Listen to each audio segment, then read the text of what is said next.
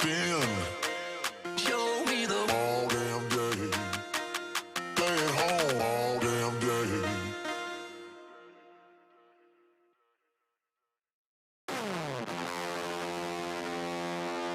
Bumping. Show me the all damn day. Bumping. Show me the all damn day. Stay at home all damn day.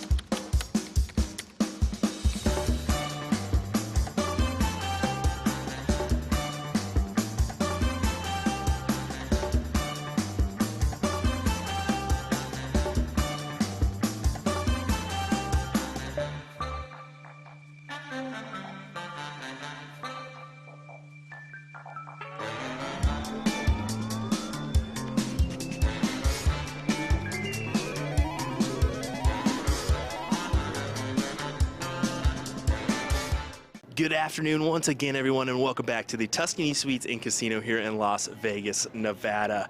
Yesterday, we crowned a cricket national champion in both the men and women's events. Leonard Gates winning over Aaron Jalbert in the men's battle, and then Paula Murphy coming out on top of Liz Tynan in the women's side. But today, it's the world's game. How about ADO 501 national championships up for grabs? Last year's finalists, Chris Lim and Gary Mawson, are in competition today. Some other names to mention, of course, are Jules Van Dongen, Leonard Gates, and Larry Butler. But how about some interesting news? Larry Butler, Chris Lim, and Jules Van Dongen are in a group together. Only two will come out of that group. Interesting stuff there. For the ladies, of course, Paula Murphy is going to be a favorite. How about Carolyn Mars, Callie West, and maybe Liz Tynan as well, looking to maybe one up yesterday's second place finish with a first place title here in this one. Well, let's find out what the competition is up for grabs here. We've got 98 men, 40 women in today's competition. We'll have 32 coming into the knockout stages for the men and 8 from the ladies bracket. Who's going to win a 501 national title? Let's find out, folks.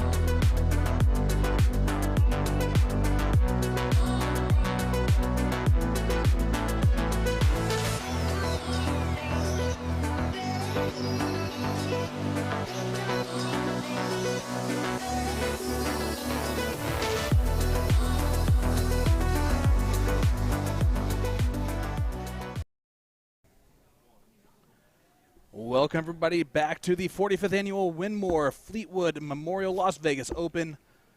live here at Las Vegas, Nevada. I'm Sean Green, joined by the man himself, Mr. Ryan Mooneyham. Ryan, it's going to be a great day of darts, bud. Oh, it's already been a good day. I've already been on the field of 100 players competing today for the men's side to get to the final 32.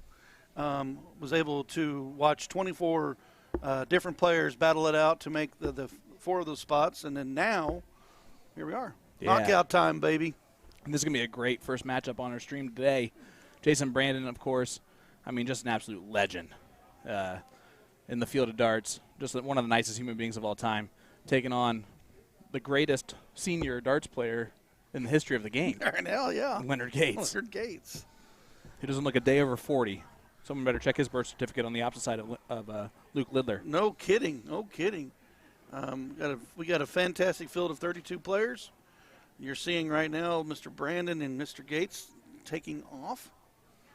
Storm and Norman's here. Storm and Norman's here. That's correct. Yeah, you guys can check out that bracket right there on Dart Connect, and it's a beauty of a bracket, the men's 501 KO bracket. First of 3 legs for this first 32, so it's a bit of a speed demon race.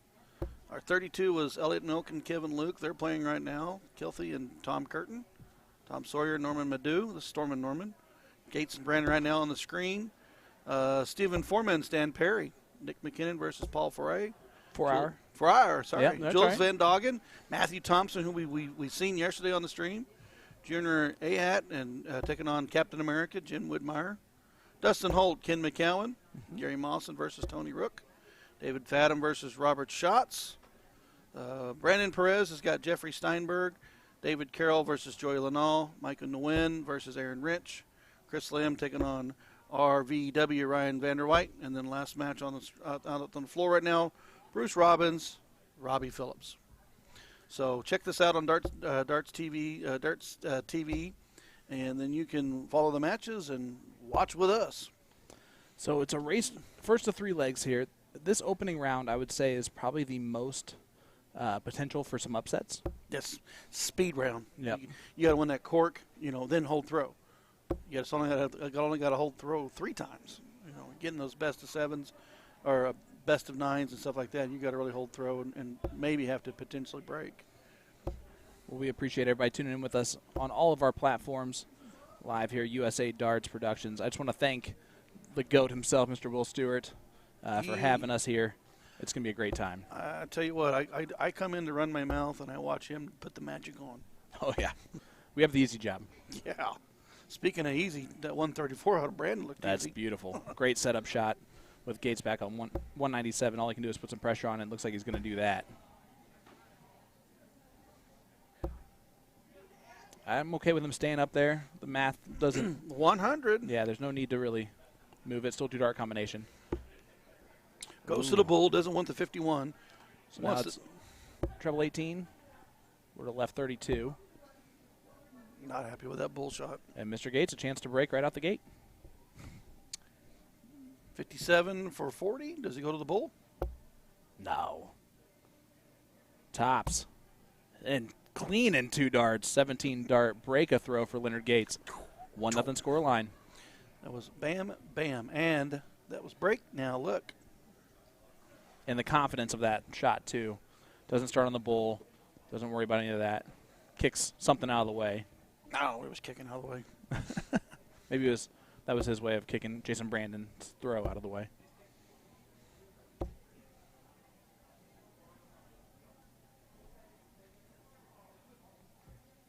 .81 scored. They are marking their own. Yeah, I just seen that. I was like, wish we had a chalker up there. Well, a lot of them are Playing. Yeah. I mean, there's a lot of great players still in this tournament, of course, just started. Top 32 going on right now. Man, you want to talk about, like, how quickly this has gone, right? Well, so the brackets of 6, so they play 3 legs in, 3 legs in their group, and then top 2 advance to make the 32, so 16 brackets. And then, 0-1, open court, and then it's just alternate start, so it went pretty quick. Is the ladies already in the last 32 as well? No, the ladies had a larger bracket. They're still in the middle of their floor matches. That's what I figured that was going on right now. I thought I saw Sally Kelly over there playing darts. Just to give you a quick update, Jules Van Doggen 3 over Robert Thompson, and Jules moves into the top 16. That was quick. Like I said, this is a race. It's the leg format will stretch out as they get through the first 2 rounds, but it's a straight race. Gates starting on the 18s here. I like the move back to the 20s. Oh, I don't like that last start, though. He wasted all of the math that he just did. So what I noticed yesterday on his 3rd dart, he was really kicking the shoulder up and flying and sailing, even in the cricket matches. We got a hello from the Netherlands. Ah, good afternoon. Good evening. Good I evening. should say. Well, it's 9 hours from now.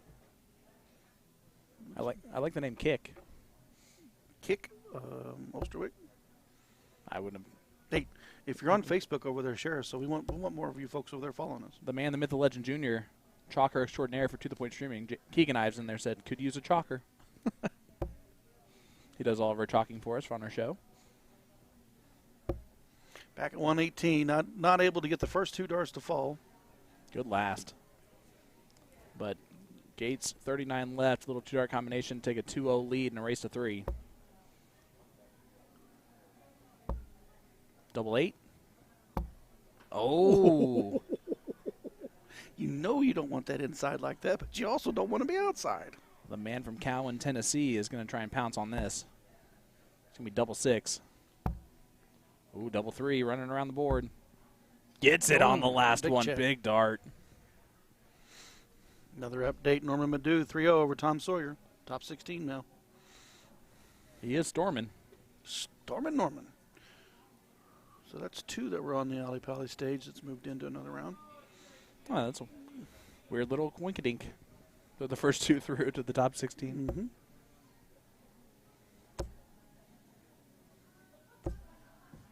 Leonard has all the success that he could ever want overseas right now with the senior tour. Jason Brandon just played at Madison Square Garden this past year. Yes, I talked to Jason about the energy of the Madison Square Garden, which I brought up yesterday. He told me he could feel the crowd noise in the back of his neck. He could feel the crowd noise coming off that wall behind the stage pushing onto him. Yep. So it's just a different dynamic than your normal tournament or league play. I can only imagine. I can't imagine because I haven't been right up there. Well, he's off and running this leg. Break has been the start here. Top 32. And Leonard Gates was our cricket champion last night. Mm-hmm. Yep, and played 4-2, 4-3, solid all the way through for the day. I think he was 2nd place overall in the over averages, and then he had to battle back from Aaron Jalbert. Jalbert jumped out on him pretty good, but you can definitely tell Gates kept his composure, kept his rhythm, and just scored.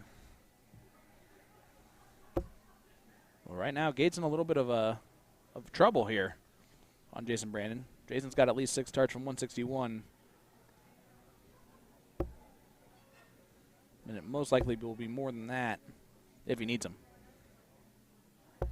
Yeah, going for that 57 on that 81. There you go. Update there. Jim Long doing well today, and the seniors playing Richie Housen in the quarters at the moment. Good job, Jim Long.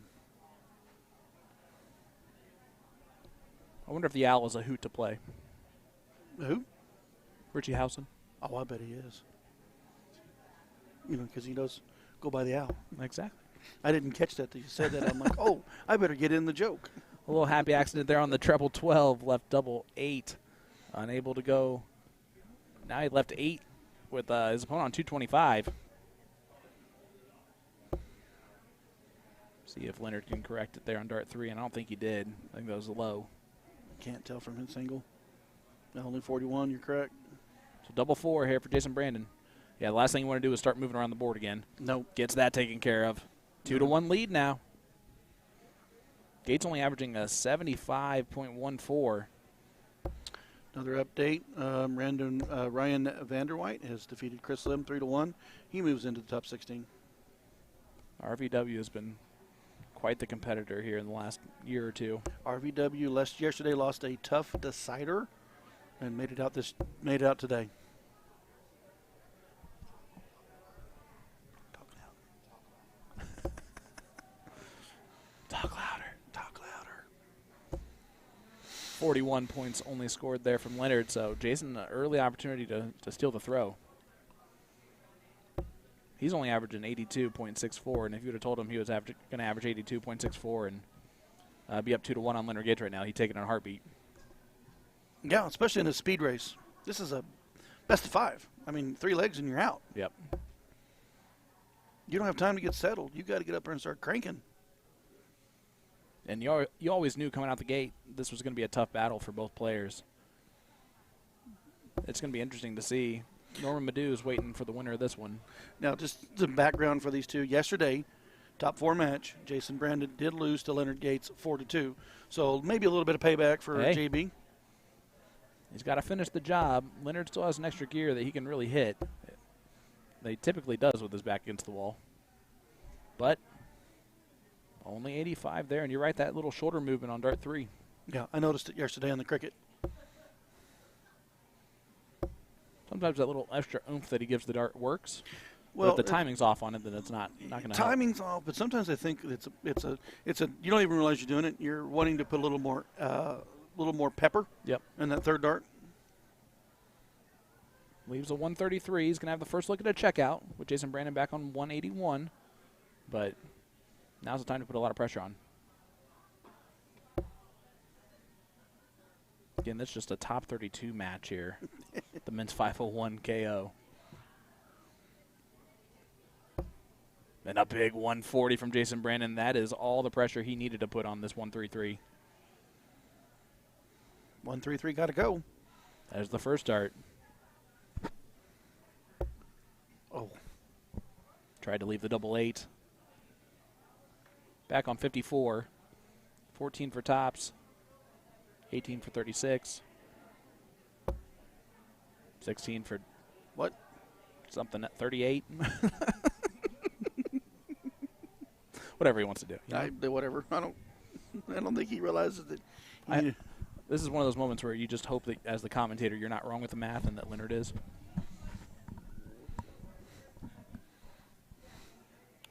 Oh, thank God. And Sean Green wins the math contest. Double 16. And there it is, 3-1 victory for Jason Brandon over Leonard Gates. So yesterday's cricket champ is out. JB loses yesterday to Mr. Gates in the top 4, now advances. Another update from the field. Joey Lanau has defeated David Carroll 3-0. Joey is now moving on to the top 16. Oh, this is going to be a great – I cannot wait. What a great tournament. What a great format. I tell you what, I couldn't sleep because I wanted to come in this tournament. Hey. And people are like, where's your darts? I'm like, I left them at home. And they're like, well, why'd you do that? I'm like, do you not know what I get to do?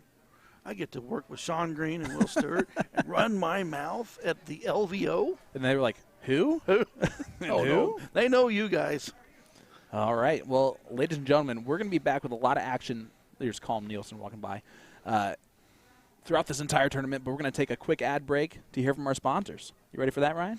I'm ready. One more update, and we'll let you go. Gary Monson, 3-1 over Tony Rook. There you go, guys. Stay with us. We'll be right back with more from the Las Vegas Open right after this.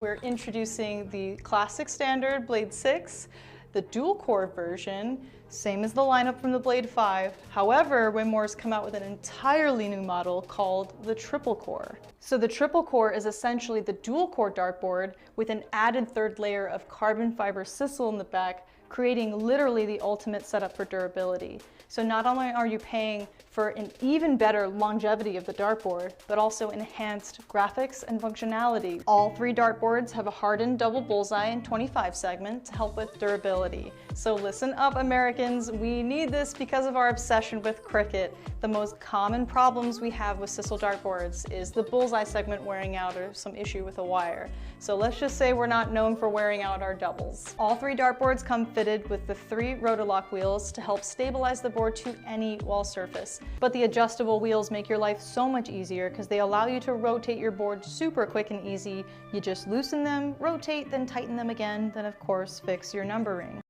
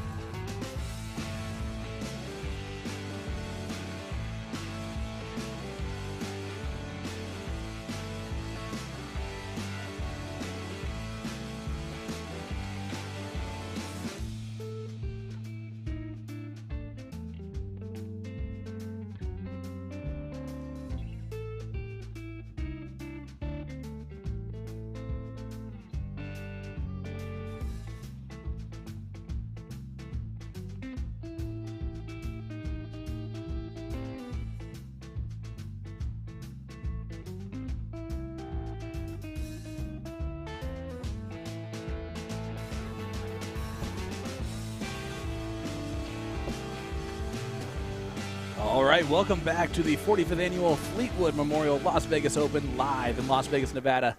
I'm Sean Green, joined always this weekend by the great Ryan Mooneyham. Ryan, look at this last 16 we got going on this bracket. I tell you what, there's some juicy ones. Ryan Vanderwhite, we just looked at the messages. We're looking at the averages. Shot a 103 in the previous match. Now he takes on Robbie Phillips. Yep. David Fathom, been tearing it up lately on the onlines and stuff, taking on Brandon Perez. Yeah, the local kid. The Brandon local Perez. kid, yeah. I mean, it's a fantastic situation. Speaking of fantastic situations, look at this. We have the Dutch Dragon himself, Jules Van Dongen, new PDC card holder, retained his tour card after Q School. Congratulations to him for that. Taking on, I mean, what else can you say about Captain America? Yeah. El Presidente. El President of the ADO, and was at Lakeside again this year. Yes, he was. The things for both of them is, you know, Winmore is the sponsor of the LVO, and then of course Jules is a sponsored player by Winmore. Yep. So, kind of cool. Yeah, great 140 there from Widmeyer. Yeah, and huge shout out to Winmore for all of those sponsorships that they've given out from the Americans in the past couple weeks. Jules, obviously a mainstay. Leonard being, of course, another one of those bad boys that is here this weekend. It's just, you can't pick a better class of people, I don't think. Wid coming out strong. Yeah, he's throwing really well against the throw here in this first round.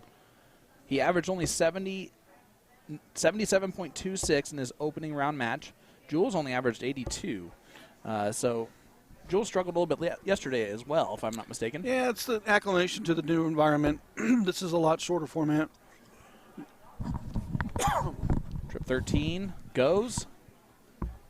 Oh, that was almost a sweet 1-3-1 checkout. All Jules can do with the throw is set it up. I was going to say Jim's going to return for that 32. That's for a 13 dart break a throw. This might wake both players up a little bit if this goes. Inside. Oh, and he busts it. You don't want to pull that. No, you can't give Jules these opportunities. Man, you don't want to pull that. There you go. 32. Good marker. Oh, and just on the other side. He did the same thing we did. Ooh. I'm sure that felt good when he let it go. And that time he gets into the bottom corner pocket. 1-0 lead for Jim Widmeyer. Breaks the throw right away. That's huge. That's best of 5. Three legs. You break the opening throw, and then you throw leg 2. Man, all of a sudden it's a quick advantage. How tough is this on Jules to come back from England to this tournament a week later? I mean, the time difference is humongous. Well, we were discussing that earlier. I was in the floor matches with Jules, and I was talking with Lisa, and we were talking about the travel side, and it's challenging, and it's challenging on sleep, challenging on diet, challenging on family time, challenging yourself to get over there in plenty of time to get ready for the next match. Yep. But then you get home, and it's like normal life. Right. And then you still have to be here to focus on this, and he has a big weekend ahead playing with Simon. Yeah. In doubles, which I'm sure he's so excited about. They want to get that title back. Well, the thing about it is Las Vegas itself has can Love be the side pro. Oh, you do. I love the side though. The Yeah. Las Vegas Open itself can be for Simon and for Jules like a tune-up to get ready for the Pro Tour. For the other players, this is the beginning of the WDF season, so Yep. there's a little more to it than just coming out here and playing darts. Jim Widmeyer, again, after 12 darts on 80, is throwing absolute fire right now. Jules didn't like that last turn. No, and Jim's looking primed to take a 2-0 lead, which will make Jules have to win 3 on the trot to stay in this tournament. Tops. And he lays it down flat perfectly in there. 2-0 Jim, averaging 95.94 as well. 95.94 versus a 77.6. And he still's got another throw. Right now he can either break or he can get to the leg and start the fallen leg for the final. Yeah, the only thing working in Jules' favor is that he only has to break the throw once of Jim to get that last leg decider where he'll have the throw. But he's got to get there first, and the troubles are eluding him right this second. Like I said, I think sometimes the format can be a little bit more on your side if you're used to the speed races. If you're playing those long best of 11s, best of 13s, best of 15s, you know, you're used to being 2-0 down and get settled in and come back and start stringing off some legs. Well, Jules over in Q School was at certain points down 4-1 at times and came back to win matches. So I am not saying anybody's out of it, of course. But the other part of this is Jim's just throwing really well. Really, really well. Another 100.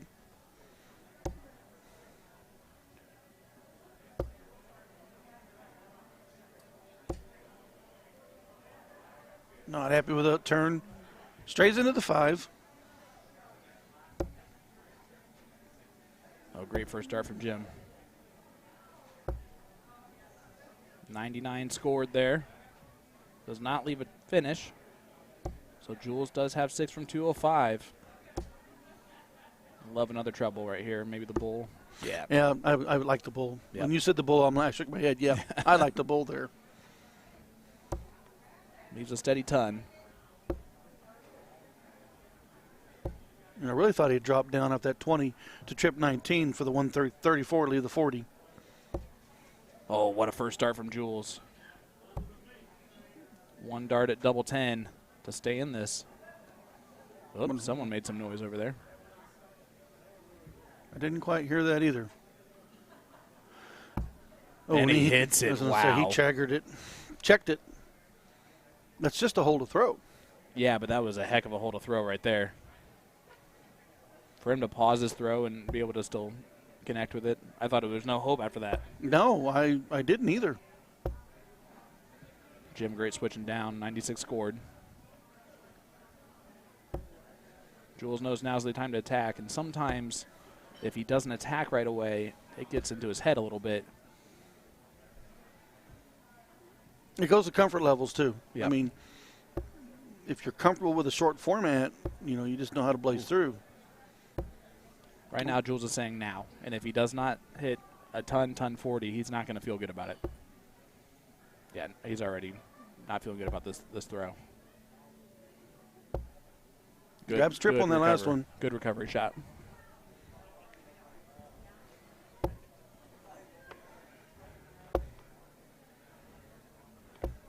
Oh, speaking of cover shots, my goodness. Let's say that was a nice cover. Good way to come down with a 134. 140 leaves 180, which he does. Boy, we're getting dialed in. We're starting to play. Yeah, Jim's got to throw in one treble to leave a finish. Does that. Last start doesn't hurt. Let's say 21 is better than 7 or Yep. even 19. So he'll have the first look at the finish, but it's a 151. Jules would like at least a ton here. 60 he's not going to feel that great about. He strung that last start out. He didn't follow through like he had done on the 2 previous. He'll be back with the 120, but it's going to be a tough ask with Jim trying to set up this shot. 77 scored so far.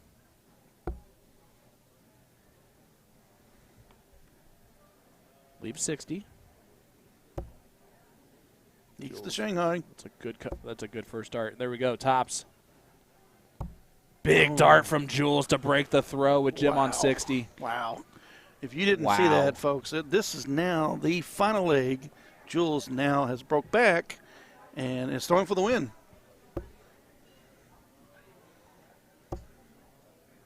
This is a lot of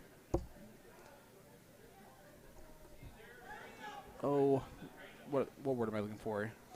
Jules has been playing in such big matches for so long now that he just is so used to being able to do this. Back against the wall and throw his best darts. We were talking about the nerve situation yesterday and how you could just cut the tension at time with players with a knife, but having the ability to constantly be in a big match or constantly be in front of a large group, the nerve situation is just another game of darts. Well, we can't go any further without thanking the PDC for allowing us to stream Jules. The other PDC pros that are here this weekend, for them to get permission to do that is very grateful. We're very grateful to Dave Allen and to the PDC for doing that for us. Speaking of darts, almost. Yeah, leaves a checkout though. 140 left with Jim way back on 356. Captain America not happy with that first dart. Doesn't like his follows. No, this is...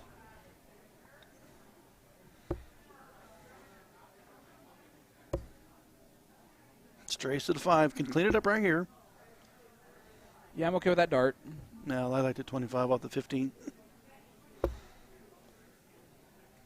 Jim trying to put in something, just unable to do it at this point.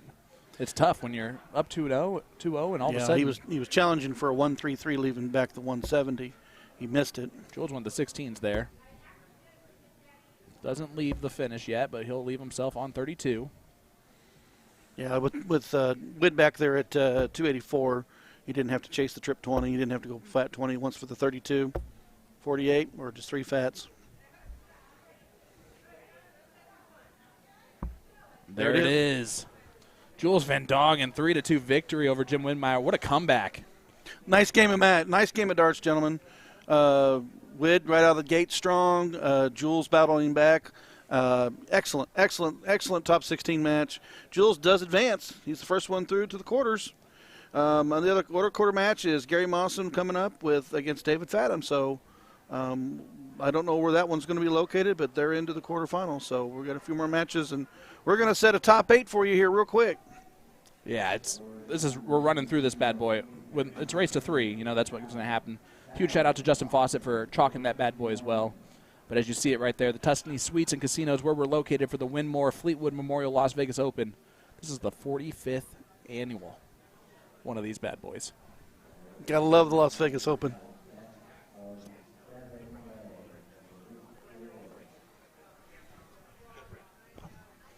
Well, I don't know if you heard that from our production extraordinaire, Mr. Will Stuart, but we're going to head to a short break here.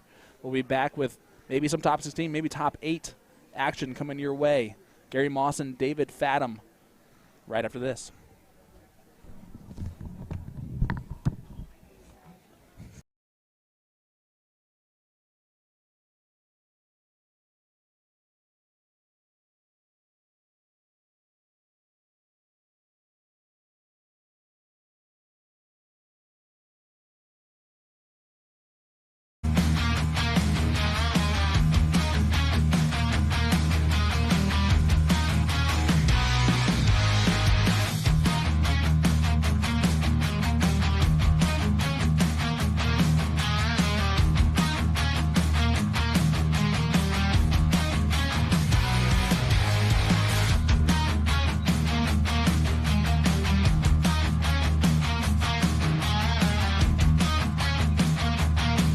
New Dart of the Month for all of January 2024. If you purchase any of our Red Dragon Gerwin Price set of barrels, you'll receive a free Iceman jersey. The latest and greatest for the Iceman is his Midnight Edition darts that you see here. If you purchase the January 2024 Dart of the Month special, you will automatically be entered into a raffle to win these 25-gram steel tip Midnight darts. So let's give them a quick throw. I'm going to swap out the stems and the flights for the new Fusion one piece so we don't scuff them up too much. I think we're about ready with our one piece. Now let's have a test throw.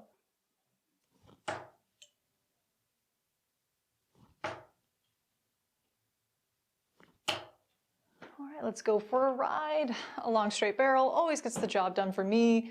We've got subtle ring cuts here all throughout the barrel. Very nice. That's it for now, folks.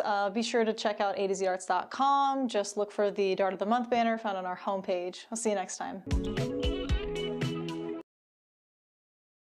We're introducing the classic standard Blade 6, the dual core version, same as the lineup from the Blade 5. However, Winmore's come out with an entirely new model called the triple core. So the triple core is essentially the dual core dartboard with an added third layer of carbon fiber sisal in the back, creating literally the ultimate setup for durability. So not only are you paying for an even better longevity of the dartboard, but also enhanced graphics and functionality. All 3 dartboards have a hardened double bullseye and 25 segment to help with durability. So listen up, Americans, we need this because of our obsession with cricket. The most common problems we have with Sisal dartboards is the bullseye segment wearing out or some issue with a wire. So let's just say we're not known for wearing out our doubles. All 3 dartboards come fitted with the 3 Rotolock wheels to help stabilize the board to any wall surface. But the adjustable wheels make your life so much easier because they allow you to rotate your board super quick and easy. You just loosen them, rotate, then tighten them again, then of course fix your numbering.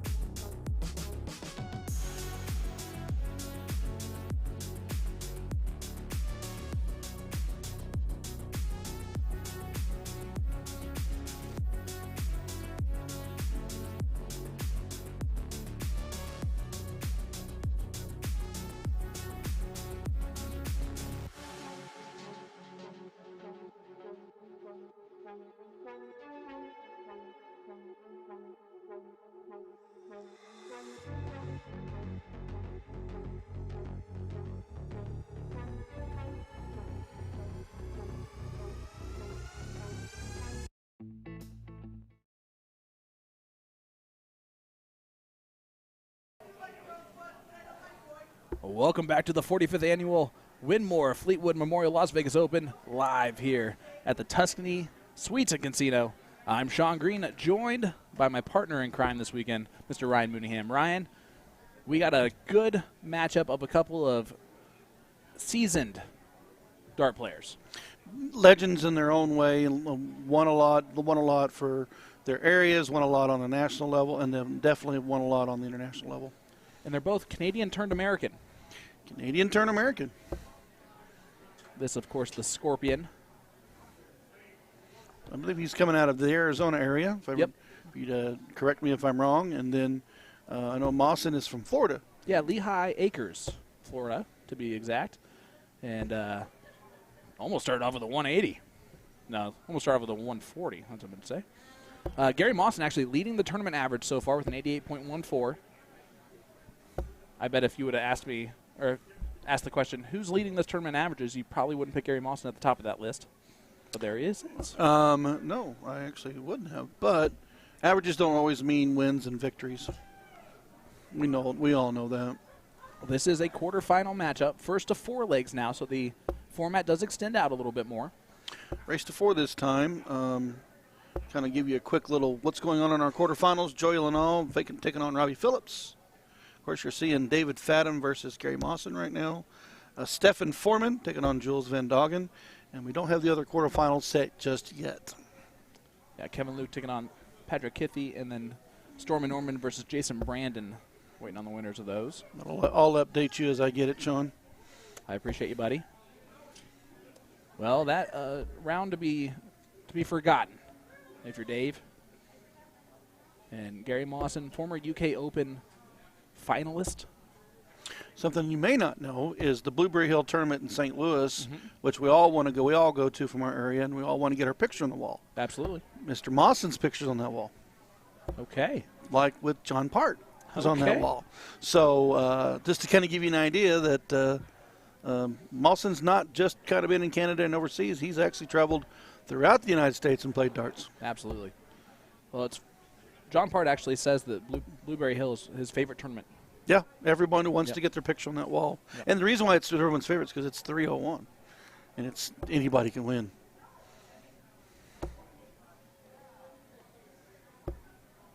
Oh, big darts there. 174. Big pickup right there. Puts a lot of pressure here. That leaves that 40. 84's now got to go. 14 will lead the bull.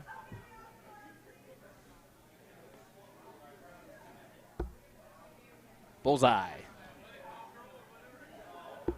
Oh. That kissed the wire, didn't it? I was waiting for your Wayne Maldor. Bullseye. Bullseye. Tops, here it is. And that 174 put enough pressure on where he hits it.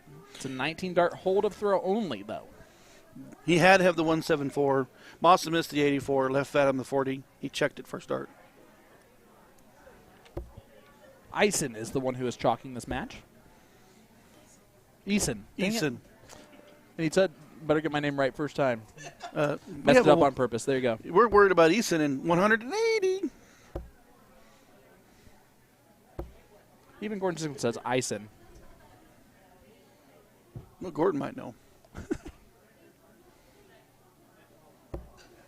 Oh, look at this from Gary Mawson. And then he missed the fifth one. Thanks, Gary. 180, 100, though. I mean, come on now. Speaking of 9-darters, how about Luke Littler? Yeah, we were talking. Ridiculous. Will comes running to be on the field. It's like, do you see that here that Littler just won that or hit that 9-darter? And I'm like, no. And he goes, and then he turns and wins the tournament today. Yep. His first World Series event and first title. He's going to be the GOAT in no time. Jeez. Right? Hold on. Wait on. Here we got another one. Beautiful, beautiful side throw, side view there. I love this from both players because you can see what makes them so great is their elbow. Right? No matter what player it is, you're going to see a straight elbow. You're not going to see an elbow move very much. And that's what makes these guys so consistent and so great. 81, 57. Gordon changed it up. It is Eason. Thanks, Gordon. Well, I was correct. 32. Oh, and just on the outside, but I've always known him as Moxie. okay. So when we first started playing a lot of tournaments, you always just signed up with your nickname. Yep. And he always played under Moxie. I love that.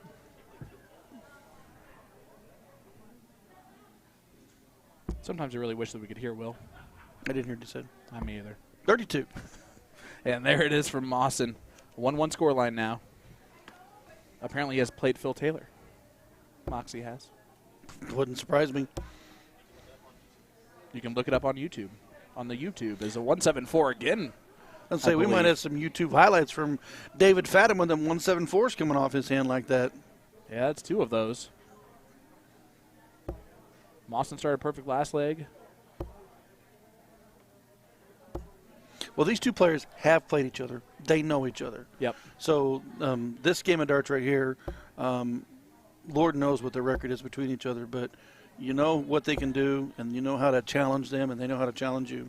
Oh, and you know they played so often against each other. You know, yeah. At one point, those two were one of the highlights, traveling the country on a consistent basis, constantly playing. Another update from the field, Patrick Kilfie has defeated Kevin Luke 3-2 to move into the top 8. It's another big victory for Patrick.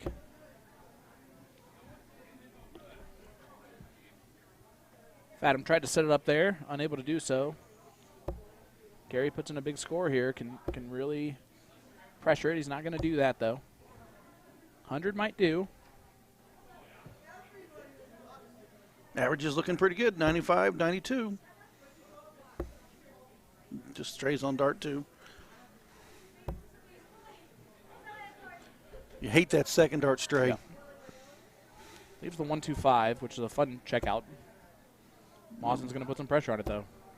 Ooh, big trip 20 here, leave 36. Gary Mawson has one of the prettiest follow-throughs in darts when he's feeling it.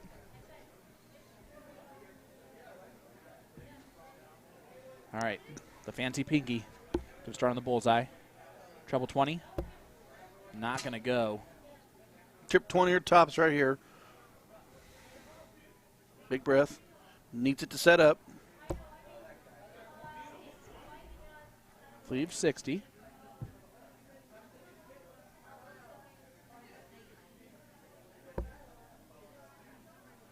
Start on the 16s. Going for tops. Took a little bit more of a conservative route there, but I like it because you don't want to stray left or right. Yeah, 20, then drop down to 16, then back to tops. A lot of us will want that trip 20 for the double 8, but. Ooh, it's going to be double 10. Oh, the Scorpion misses his mark right there. Just outside. The Mauler versus the Scorpion. The Mauler to break the throw and take a 2-1 lead. His darts land a little flat, so that might not be the best marker, but he gets it on the other side of the board. Nicely done. Gary Mawson, 2-1, break the throw. 17 dart break a throw. Remember, race to 4. Yep. So there's still a little bit more in this format here. Still waiting on the winner of Storm and Norman and Jason Brandon to fill out the rest of our quarterfinals.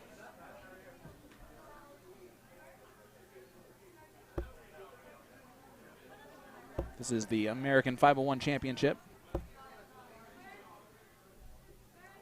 for the ADO here live at the Las Vegas Open at the Tuscany Suites and Casinos. This is actually my first time here at the Las Vegas Open. I am very, very happy that I'm here. Pleasantly surprised.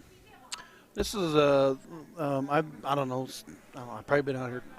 I've been at the Las Vegas Open now for 15 years, and third year I get to stream it, so pretty happy to continue to come back. I do know that the talent pool has always been stellar here, and then when we get into the international players that come to this, it's just another dynamic. That's why you're going to keep your eyes open to what we do all weekend. It makes it super cool. Yeah, that's really cool, especially when you get folks up there that are from the, from overseas, Japan and stuff, and we don't know how to pronounce their name, but we do our best. Update on the field, Patrick Kilthey will be taking on Jason Brandon, the top 8. Jason Brandon did pull a 3-0 over Storm and Norman Madu. All right, so there you go. The top 8 is solidified. If those are wondering about the women side of things, I believe they're still in the knockout brackets. They're still in knockout brackets. I just checked that earlier. Yes, sir. The round robins? I'm sorry. So they are in the round robins, correct. So this might potentially end before the top 32 of that begins.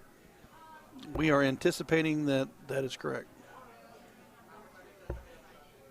Oh, great darts here. Tops for Gary Mawson for 145 checkout. There it is. What a dart from the Mauler. 3-1 lead. Was a beautiful checkout of 145.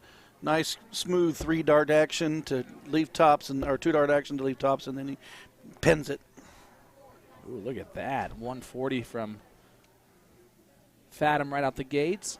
And the camera work is just beautiful there from Mr. William Stuart. Well, I didn't want to say anything, but he does such a wonderful job. Well, I whispered it on purpose. Oh, he did? Yeah. Is that a $5 bill going in your pocket? It better be more than that. Here's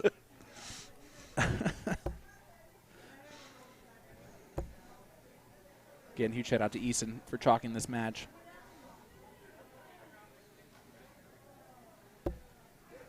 I'm always afraid to chalk a Gary Mawson match. Why? I like Gary, don't get me wrong, but if you do something wrong, Gary's going to make sure you know about it. Which is how it should be. But more people are a little bit nicer about how they tell you that you did it wrong. I've never actually had that experience with Gary, by the way. Neither have I, but I've chalked his matches before. See, but you'd just be better at it anyway. Uh-oh. Speaking of better at it. Oh. That would have been so tough to fit that third one up there. I'm actually kind of surprised he didn't switch on dart 3. So you know what? If David has been going that trip 18 for that reason. Yep.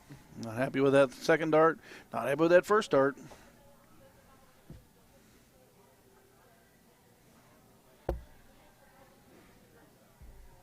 Yeah, and that's not the round he was looking for there. Gary might have an opening here to put a lot of pressure. Big ton 40 right here. Maybe just a ton, but it's still going to be pressure. Like to find one. Not the pressure that he was looking for. No, 116 lets you know, tapping on your shoulder, that I can do this. 1, 2, 4. Beautiful first dart. Should at least get a dart at the bull. It's Beautiful not gonna second dart. Bull. Big 1, 2, 4 checkout for Fathom.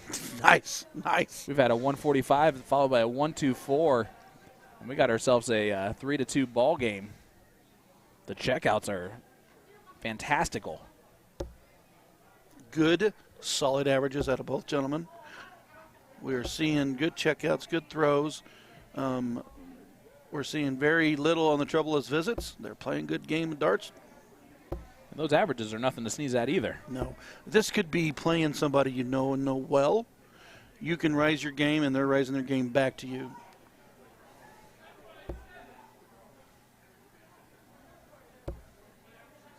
Oh, Gary going a little left and right.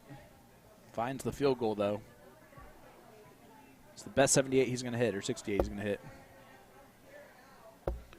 Oh, look at this. Bottom of the board. Nice 1-3-3. He wanted it. I was about to say, was that a celebratory talking? No, or was it a negative? it was like it was right there. I think he released a little bit early, and it flew high, and that's what he was telling himself. Yeah, because those first two darts were laying really pretty for him.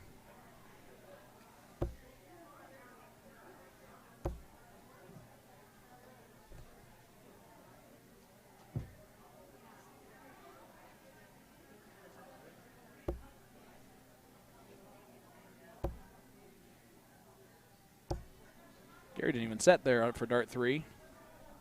Only 45-point score. It's a little bit of a lull on the scoring there. Big round out of Fathom here puts a lot of pressure on Gary to at least have a ton. But he only manages 60s. He will have the first look at the out, but it's a biggie. Of course, with how these two have been finishing so far. Only manages 60. Does he start on the 20s? He elects the 19s. Oh, another one of those would have let the bull. Great setup shot for him. Nice big 1-3-6. This almost has to go for Mawson, or else Fathom's going to have to throw in the last leg decider. Just needs one treble. Oh, that's unlucky. You hear that click? That was a thump. Mm-hmm. He thumped that bad boy. Well, if Fathom misses the 28, that's a great setup from Gary. And he gets the bottom corner pocket. Call that dart baby because it went in the corner. 3-3 scoreline. It is 3-3 scoreline. We love it when they go the distance. Dirt Connect scoreboard is not quite caught up with us yet, but it is 3-3, and Fathom has opened up this last leg with a 41. There we go. We're caught up on scoring. Oh, unlucky. I don't know if you noticed, one of the interesting things about Gary is that he does hold chalk in his hand, in his non-throwing hand. You and I have talked about that in the past. Yep. It's well, he's now American, but it seems to be more prevalent among the Canadian players. But they're still chalking on chalkboards a lot in some of their major events. Yeah. And in Dark Connect is slowly moving its way up there, where it's moving in its way, but, always having that chalk with you. Some people carry an extra dart. We've seen that. We've seen that on stage. Oh, yeah. This is anybody's ball game right now. Gary, chance to take the throw here. Drops down. You can just see how nervy this leg is. That He one is- bounced out. I was going to say, he's getting the thumps on the wires. Game of millimeters, when you're hitting the wire and you're either catching underneath or you're bouncing out, I mean, you're on it. This is not where either of them wanted to be after 9 darts, but they're going to take it because of how close it is. Man. Fadden barely in the 200s. A nervy seventh leg.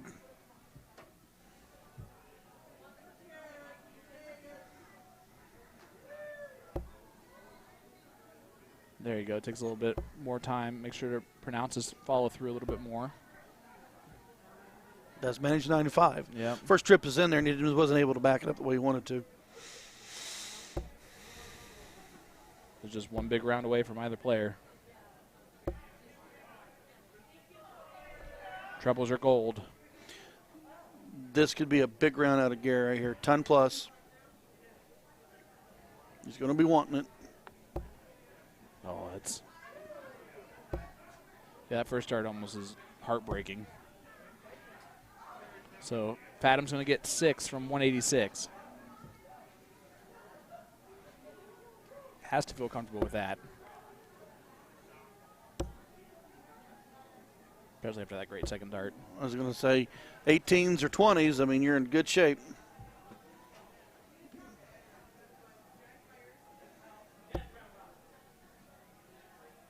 What kind of pressure is it going to be under? Well, some. Is that one where Gary will start on the bull there if he comes back? If he comes back, he'll probably start on the bull. 18s. Bullseye for the match. Oh, yeah, that second dart was just not convincing enough for me. I don't want to mess around with 19s. I want to go bull here. He's going to mess around with the 19. 76 left. Double. Double. And he hits the double. What a way to finish it off for Gary Mawson. That's ballsy. That is ballsy. The mauler. That's nice. Double finish. We're talking about bullseye set up for the bull, and he was like, watch this, gentlemen. 19, double 18, double top. Wow. Game shot. Are you not entertained by that? Are you not entertained? Well, he took out a 145 and then that brilliant 95 checkout in the last leg decider to break the throw and win the match. So he moves into the top 4. He's our first semifinalist. He is our first semifinalist, currently correct. We don't have the other match scores just yet, but we will soon, and we will have another match for you, so don't go away. We'll be right back after this.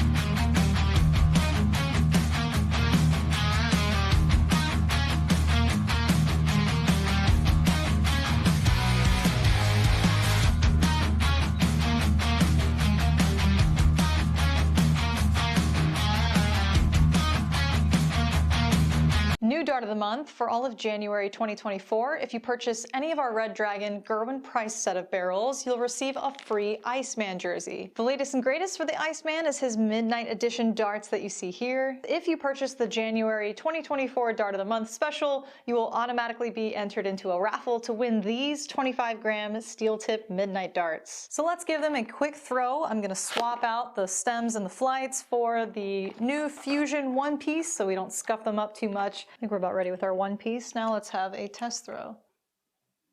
All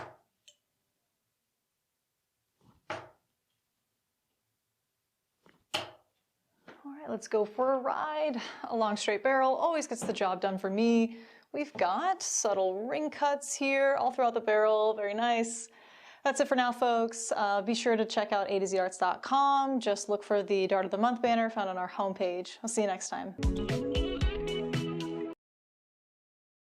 We're introducing the classic standard Blade 6, the dual core version, same as the lineup from the Blade 5. However, Winmore's come out with an entirely new model called the triple core. So the triple core is essentially the dual core dartboard with an added third layer of carbon fiber sisal in the back, creating literally the ultimate setup for durability. So not only are you paying for an even better longevity of the dartboard, but also enhanced graphics and functionality. All three dartboards have a hardened double bullseye and 25 segment to help with durability. So listen up, Americans, we need this because of our obsession with cricket. The most common problems we have with sisal dartboards is the bullseye segment wearing out or some issue with a wire. So let's just say we're not known for wearing out our doubles. All three dartboards come fitted with the 3 Rotolock wheels to help stabilize the board to any wall surface. But the adjustable wheels make your life so much easier because they allow you to rotate your board super quick and easy. You just loosen them, rotate, then tighten them again, then of course fix your numbering.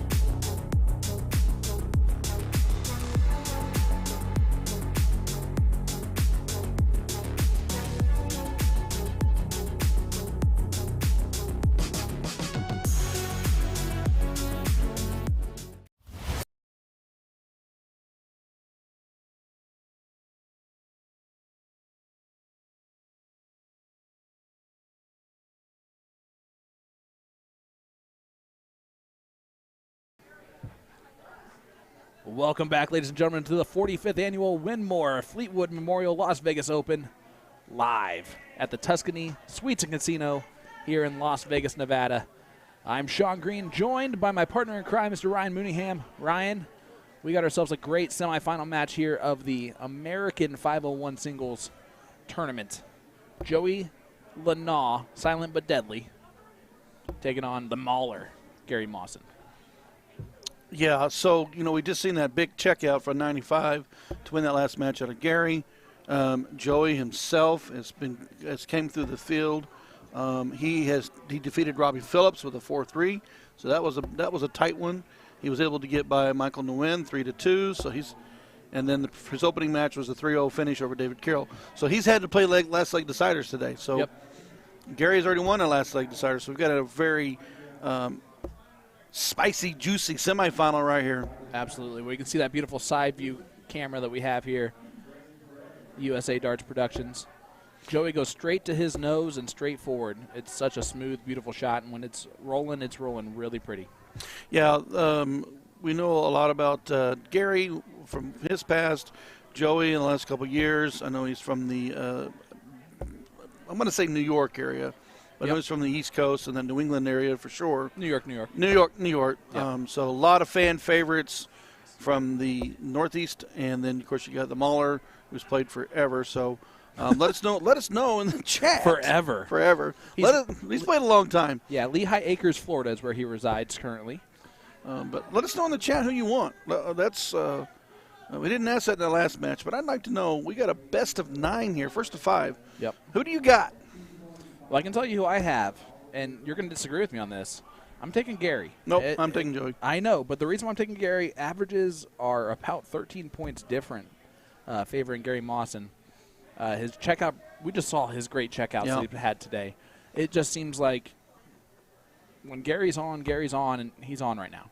That being said, he cannot chase around this board here, and he does exactly that. Maybe call it a commentator's jinx, like always? I don't know. I'm not going to say anything because there's a check.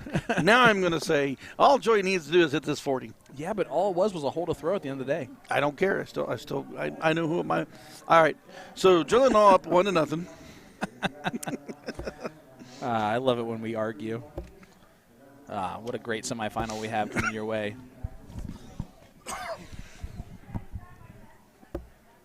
Yep, Pat Gallagher said it correctly. Ken McCown is doing the chalking for this bad boy.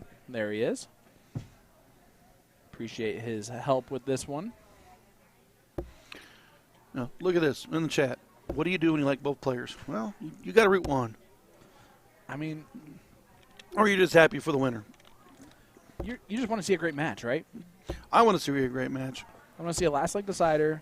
I want to see both these gentlemen averaging in the 90s like they can. That's what I'm looking for. Joey right now averaging 95.05 would be his best average of the day so far. And now's the time to do that. Look, I look at the match, and I've played him enough in the last couple of years. He can play. He's a gamer. Of course, we know what Mawson's going to do. He's going to be that steady Eddie at the board. Yep.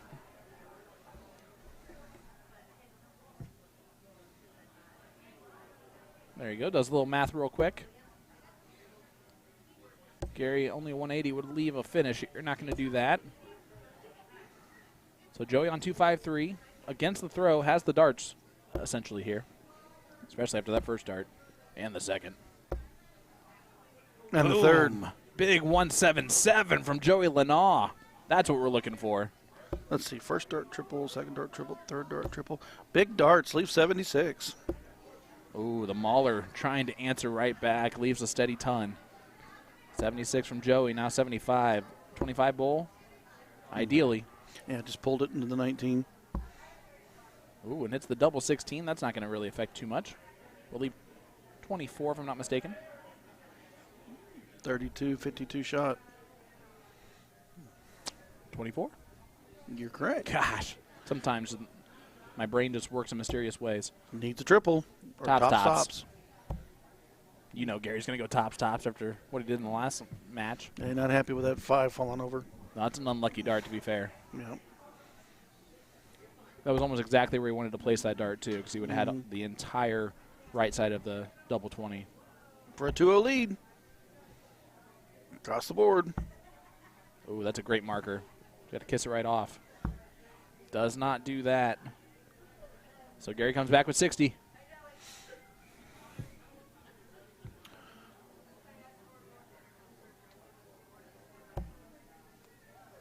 Great first start. It lays flat and he gets it in there. 1-1 score line. Yeah, it's like that's a good spot for that. A little bit above the triple 20, but not too close to the double to where you have to go over it too heavily. Joey gave that one right back to Gary. We've just seen some gifts happen between the players so far. Yeah, I don't want to say it's gifts. It's a game of millimeters, man. I mean, it's. How many times have you said this term? Right there. Well, yeah. Or it was right there. But unfortunately, right there only works in horseshoes and hand grenades, and we're playing darts. I know that. It still was right there.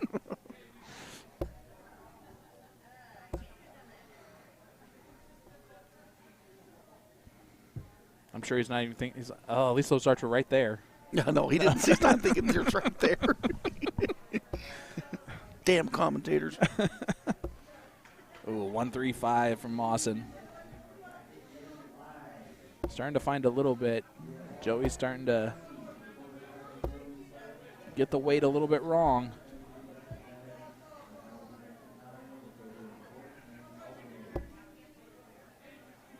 Nice first dart.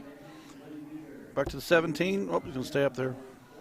Didn't know if he was going to grab that, trying to go for that 100. A lot of times I see players drop to that 17 because they have a tendency to throw a 5 or a 1 when they want that. Make sure they got that 170 or 167. Hey, look at that. New PDC card holder, Danny Lobby, is watching along with us. Congratulations, Mr. Lobby. Yes, sir. Something you love to see. I'd just like to see us continue to keep representation over there, but also hopefully we can build the representation as multiple players. Yeah, 1,000%. I will say it was really nice to see. We had 4 North Americans go over there this year, and all 4 made it through Stage 1. Of course, Jules qualified for Stage 2 automatically, and then they all shot great in Stage 2 as well. Yeah, kudos to every single one of them. 72 needs the tops now. For a 2-1 score line and hold a throw, or else Gary at 32 is going to pounce. Takes a step back and hits it. It's a little page out of Rob Cross's playbook. I was going to say, step back, relax, come back up, smack it.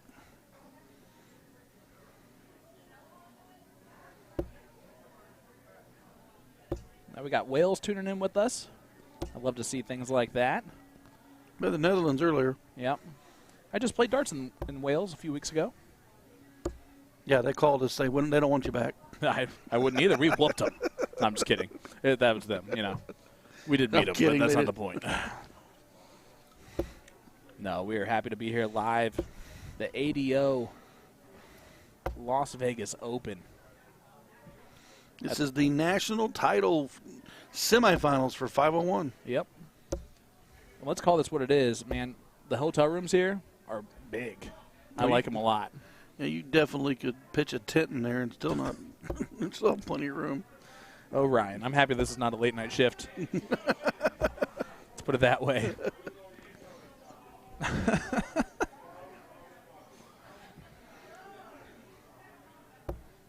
If that was on the scoreboard for phrases you would least likely hear at a dart we commentary. did not call out any phrases We yesterday. sure did not. No, I mean, we had some 9 marks, and we left them alone because you weren't here. I appreciate that. Peter Cetera, huge shout out. He picked me up from the airport this morning, my wife and I. Just offered, which was super nice. Will didn't do that, but Peter did. And Peter said, hey, how about we just leave Boom Goes Dynamite for a soft tip? Let's not make that a steel tip thing. I said, all right, that's probably fair, Pete. I'm going to say it at least 100 times this weekend. 150? Just to bother him. You know, 7,322. There's too much talent here to not have that happen, you know? Back to the match. Troy all 2, Gary Mawson 1. Joey all back 279. Gary up at 142. And Joey's starting to stray a little bit. It's a longer format, first to 5 legs here in the semifinal. Does the final become first to 6, or does it stay first to 5? I believe it moves up to first best of 6. I like that. I mean, I should ask the Area 6 manager for that type of information. Yeah, I don't know where he's at. He's around here somewhere. Look at that setup there from Gary Mawson. Leaves tops on his throw to tie it up 2-2. And he does exactly that on the first dart. Joey had himself an off leg. Good news, you can afford to do that when it's not your throw. Man. Just bad electrician syndrome right there. Wiring the wrong side of the treble. I'm trying to get the other semifinal match up here, and I don't have it posted on Dart Connects. I can't Are update they what's waiting? going on. Are they waiting for this? No, they're on board 12. Oh, okay. But I really wanted to. I could do kind of a mini play-by-play with that one, and I don't see it anywhere. So I'll let you know. All right.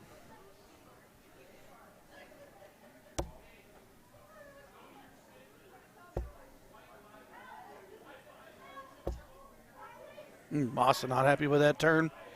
Strays out of the 19. Good opportunity right here from Lalonde to really spread himself out in this leg to get to the 3-2 lead. 242 to 409. Gary's return up here needs at least 2 troubles in here to really get down there. He does not want a troublous visit, and he will avoid that. Oh, great 140 from Mawson to follow the 140 from Joey. The scoring's starting to fire back in. Look at that. Making it look easy.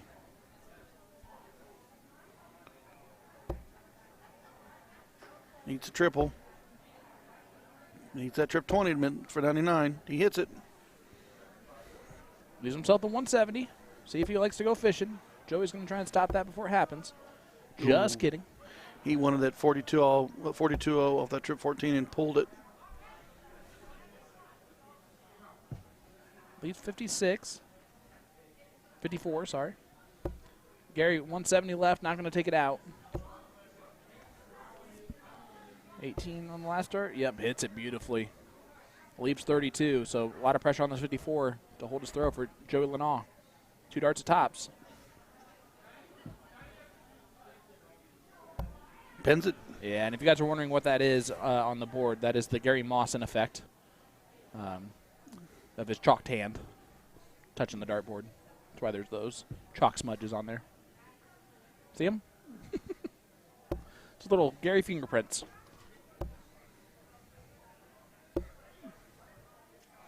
When I got into the sport, we didn't have dry erase. We were still using chalkboards, and I always carried like the teachers had, the silver one you put in your pocket. Yep. That's what I always had with me. Then we went to dry erase, and then I got used to carrying dry erase with me. And then we got into Dart Connect, and I haven't manual scored in forever. Yeah, Dart Connect has saved my life as far as being able to do steel tip math. Beautiful side view there of Joey Lenaw. Another 99. Mawson needs to turn right here to get this leg. Oh, strays high on that 19. It looks like the match of Patrick Kithy and Stephen Foreman just getting started there. Okay, I'm going to see if I can't pull it up. So far, 0-0. Yeah, there we go. Now remember, you can watch the scoreboards live on Dart Connect.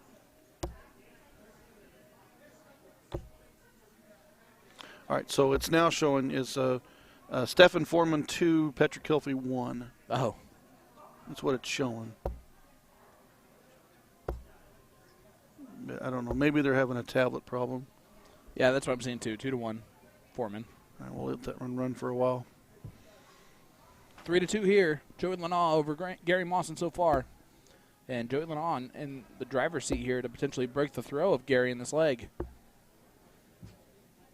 4-2 scoreline in the first to 5 is a little bit more daunting. Nice on the 18s. He's got 72. Sets it up beautifully. 88 scored, leaves tops.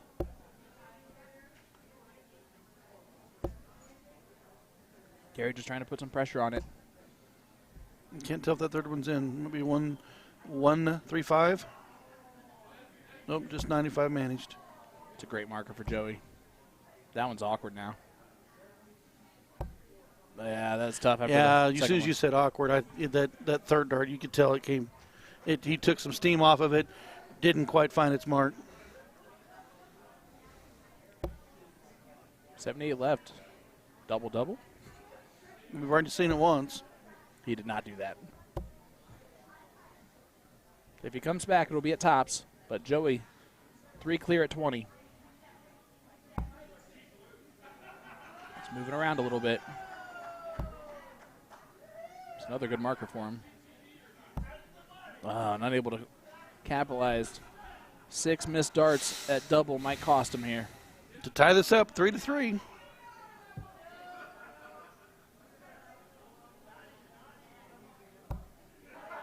And there it is. Gary Mawson does that, exactly that. It's just a hold of throw at the end of the day, but it is a blessing hold of a throw. And again, a gift from Joey. This could easily have been 5-0. Pretty quickly. Yeah, it's that twice on that double that he's had the nice marker and he wasn't able to capitalize. Yeah, now the scoreline shows 2-0. Yeah, I think they're having trouble with that. Devin Foreman over I don't know Kitty. what's going on with that one. It might be right now. We'll see, though. Joey could not get closer to wires if he really wanted to.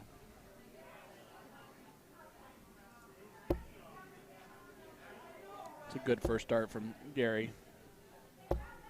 Yeah, switches on dart 3. Nicely done.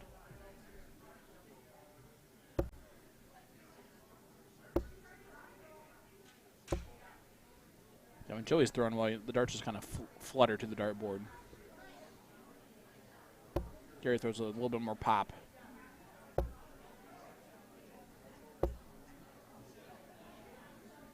Only 58 there, though.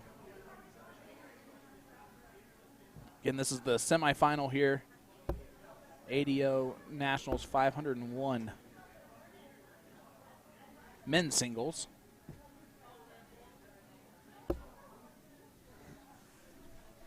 Well, no, a little bit slow there. Another 60 on the board.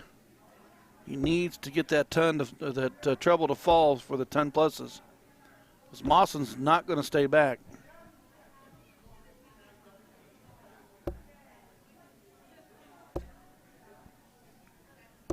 We'll call that commentator assistance. There you go.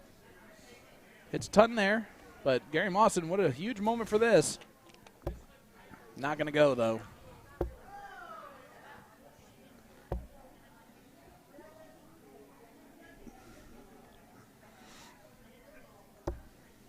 .38. Go at it. And there he does. Big dart from Joey Lenall. Just to hold a throw again, but they're doing nicely to do that. Stayed chalk throughout this whole thing. 4-3 lead now for Joey. He's 1 leg away from the finals. Mawson battling back right now. Look at there. Big 180 from Gary Mawson. What a start. Oh, look at this. Look at this. They're both on 9s. They're both on the 9. I'd say, hey, well, you never know. We might actually have it. Nope. Oh. Why would you chink it out of? I didn't do it. No. Why does it say 322 on Joey's score? He didn't hit 179 points. Updated There now, he goes. 321. Like 180. The guy hit 180. They both messed it up. 97 to follow, though. I just had to say it. It's the only time I might get to say it.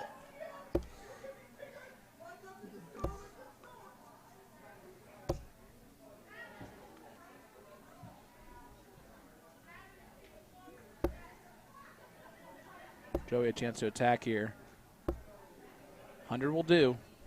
The first six starts at 124. Mawson needs at least 60 here to get to the outs. He will, but how good will his look? Roy, it is 2-1 right now. Foreman over Kiffy. 54, nope, not going to go. Stay right there with 86 left. Lead 68. Gary's going to look down at the 19s on dart 1. I think we'll go bull. We'll go bull. That's all right. It said 126 before it changed to 125. That would have been a heck of a fallout if it was 126. No kidding.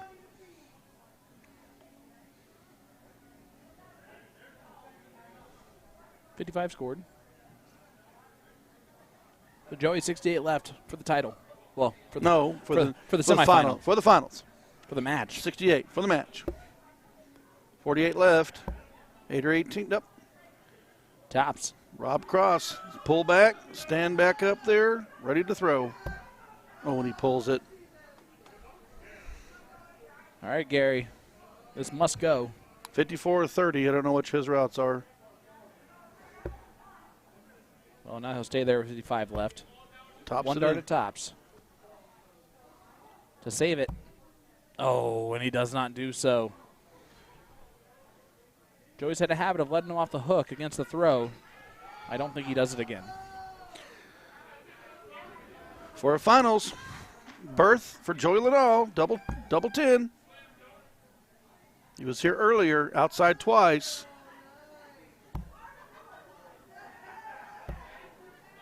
And he Well, busts it. He does exactly that. Lets the pedal off the gas one more time, and Gary. Unfortunately, Joey's left those doors open a lot.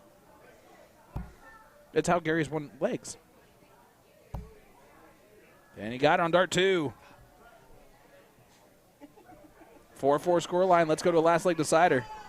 Lanal will lead it. We are going the distance. We like the distance. Well, here we go. I bet there's one person who does not like the distance. That's Joey Lanal right now. Oh, boy. Great cover shot on the last dart. Don't let those nerves get you.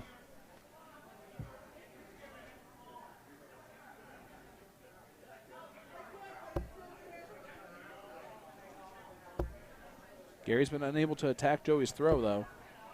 Oh, so neither one of them out of the gate early. Real strong here. The advantage is Mr. Lanal with the throw. Now it's definitely his advantage. Good 1-2-5. That'll work. Mahler needs to answer. The winner of this will take on the winner of Patrick Kiffey and Stephen Foreman. Nice big 140 from Gary to answer. Turn down to the 19s. Now he's going back to the 20s. Unlucky second dart. Gained it on that third dart, though.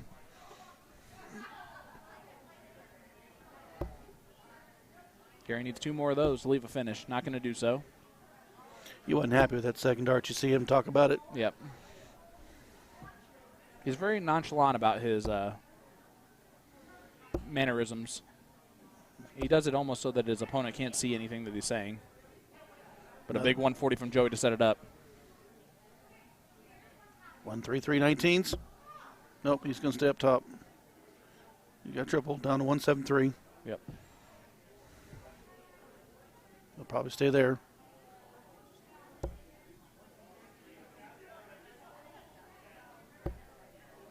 Move to the 18s. He was going for 1-3-4. Do you like the switch on the last start?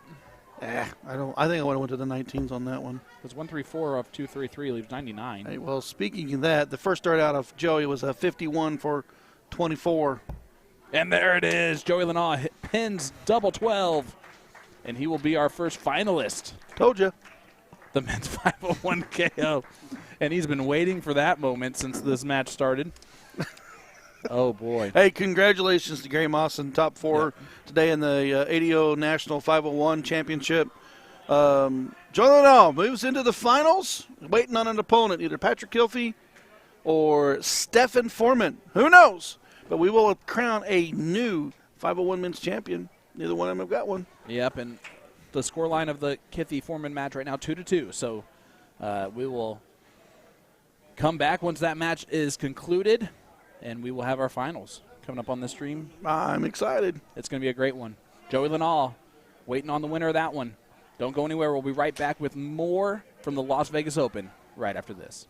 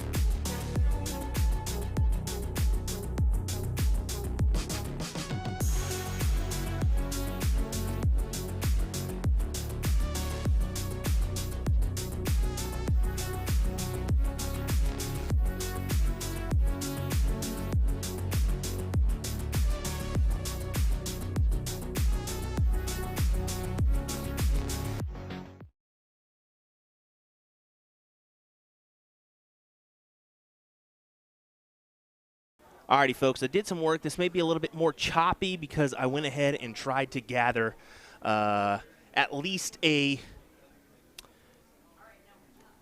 match that's happening right now. So that's what we've been able to do here, is at least give you a look at the semifinal match here between Steven and Patrick Keithy. Gonna try to pull up a scoreboard for you folks here, if I can.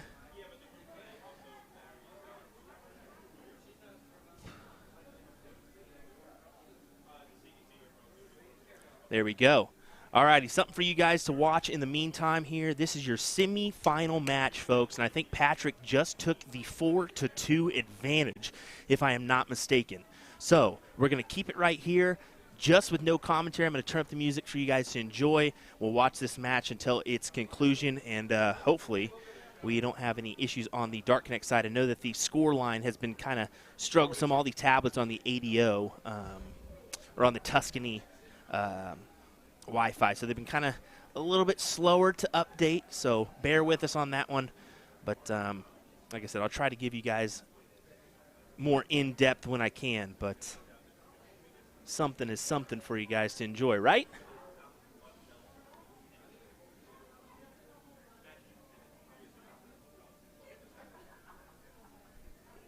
We appreciate you folks joining us in the meantime. It looks like we are suffering from some issues with that scoreboard, so I'll try to zoom in the best I can on my device out there, just to give you guys something. But we'll be right back. At least you guys can kind of get an in-depth, kind of see what's going on with this match rather than just some walking by.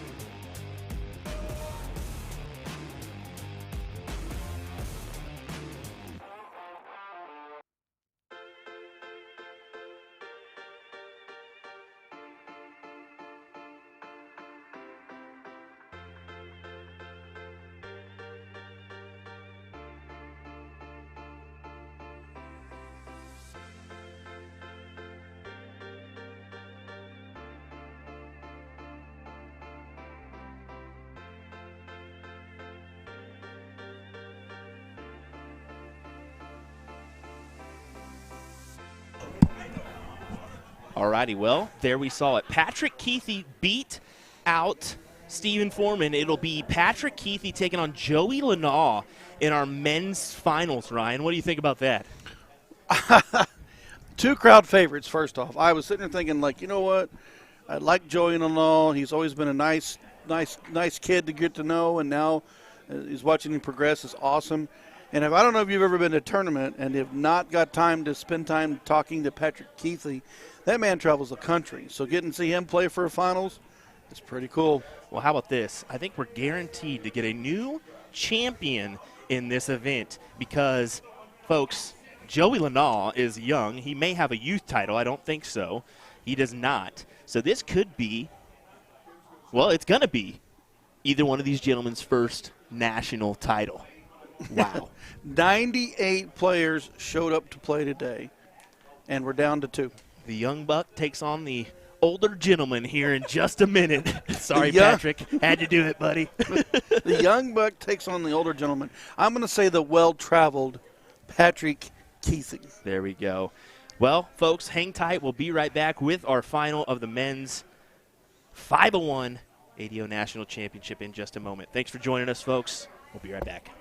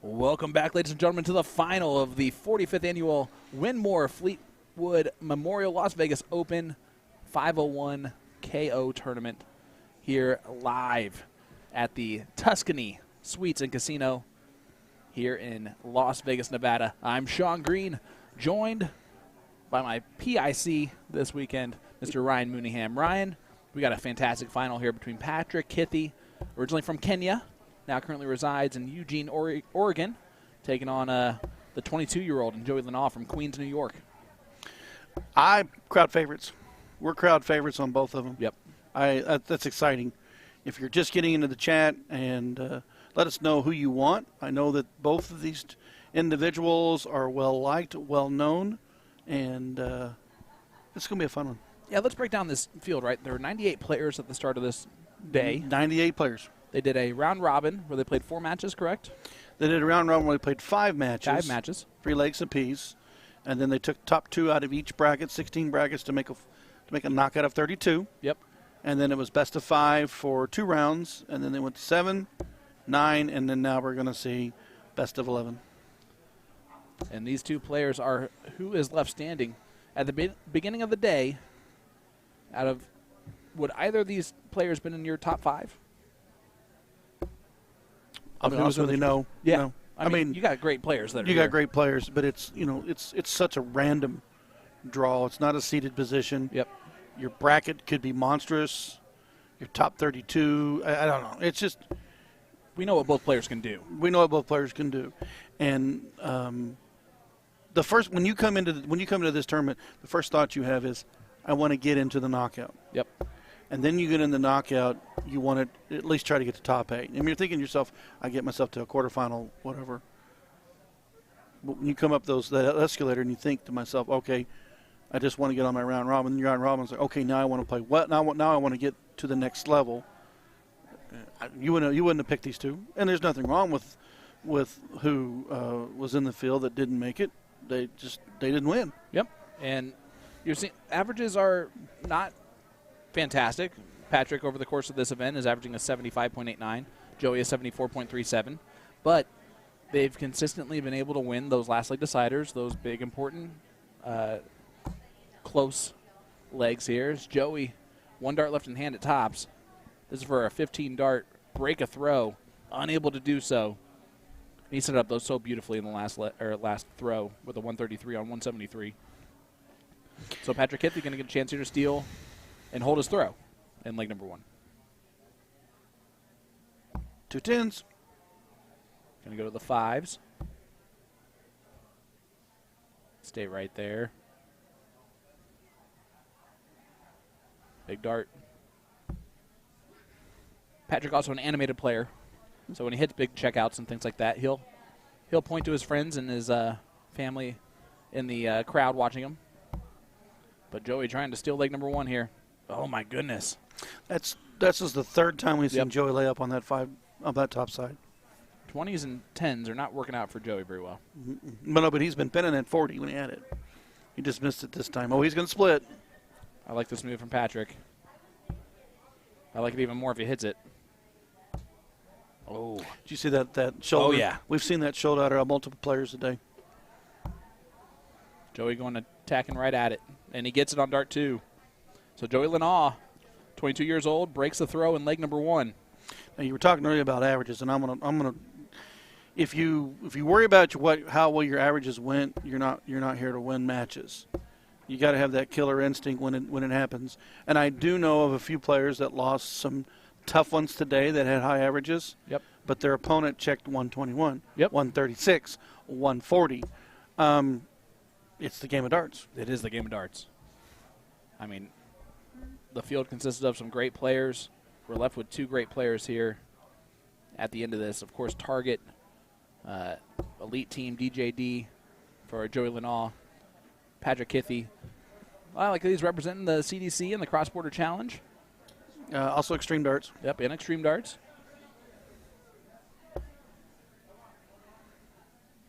Cross Border Challenge will be in April this year. I like that format. I like watching. That was a neat event they started. I know they had their ups and downs with it, but I'm looking forward to watching that event again. Well, the venue last year was fantastic. The venue this year is going to be great. We're excited for the tournament. It's going to be a good time. And the talent level is, of course, well, yeah, top-notch. two things you got. One is you have the talent level. Yep. But the other thing you're getting is, it's the old U.S. versus Canada. And we're going to see a lot of U.S. versus Canada this weekend. This is a USA national championship, but there is a lot of Canadians coming, or a lot of Canadians already here competing, not including what's coming in from overseas. So when you have an event like that that's just centered from country to country, it's cool. Today we're focusing on the USA, and as soon as we get through this, we're going to go into an international game. Yeah, I can't wait for singles cricket tonight. How about that? Nice 160. If you're going to hit a 160, that's the way to do it. No kidding. Leaves 20, though, which has been his I say he pins his. It's been his downfall so far. I say he pins it. I hope he does. Momentum. It's a momentum shot right here. You know who carries a lot of momentum? A juggernaut. Yeah. Oh, Joey. But he's not the juggernaut. What He's silent but deadly. 95. Now, we seen this earlier out of Galt Mawson, so out of the 19s. I would start on the bull, but we'll see what Patrick does. Yeah, he went 19s and then tops, and then double-double. Mm-hmm. He's also going to go double-double, but a different way. Oh, my goodness, he hits it. Did you see that 76? Big darts for Double-double. Patrick Githy. 19, then double-double. Joey's laughing at it. When you see double-double, you don't expect it to go that way, but that'll work. Break We've a seen throw when right Mossa back. did 36 and 40. This Kilfie's like, watch this. Which one's better? Bam, bam, double-double. Which one's better? Nothing. All right, cool. I'm going to go with that one. Do what? I missed it. No, it's okay. You were so excited you didn't even hear me ask which one was better out of the two. I said it twice too. I was in awe. I guess I was. No, it was wonderful. Actually, I was reading the comments on the stream, because when we see big checkouts, we see a lot of people talk about it. And which one was better, Kilty? Yeah, I mean, just because it was shocked both of us. And who doesn't despise double 19? Everybody despises double 19. That's so fun. Double 19 and double 17. Nobody likes. I'm not a huge fan of double 7 either. That's for the birds. Double 7, yeah. But you end of it all a lot because of the 28. I don't know why I'm trying to pick doubles I don't like. I don't like them all. So that's why I'm sitting back here with you, buddy. Shit. Why do you think I'm on the other side of you? Well, you're better than I am. Not by much, not in these days. If anything, our fabulous wizard, Mr. Will Stuart's the one lifting titles. Yeah, what the heck, man? Yeah. You guys are letting him win too much. He's going to stop streaming. You guys really want that to happen? Man, what a checkout from Patrick Githy. Again, originally from Kenya. Now in Eugene, Oregon. Drives a truck, I believe. Yep. Yeah, long-haul trucker. Well, he does make sure he gets around the country playing dart tournaments. He just gets a load around him. It's got to be a tough job to have to be consistent as a dart player. Well, you got to think about when you get to the levels, you got to start practicing. If your job is behind the road with no consistent, like going home and you got your board set up, whatever, you got to get creative. And I thought about that over the years when I've talked to him. Is how is he practicing? Sean Green Fan Club. Sally Kelly's the first to join finally. It's been a thing for a couple years, but I tried to get Will to join. He has yet to accept that invitation 2 years running. I didn't even get an invitation. Look at that double. Double again? Look at that double. Oh, that would have been a happy accident double on that one. But a little bit of a 35 left. Joey can put some pressure on. I'm surprised. I would have gone bull there on the last start. That's just me. Yeah, I thought the same thing. I was like, I'll go to bull. 3? For 32. There it is, a 2-1 lead now for Patrick Githy. That one, our first hole to throw in this final.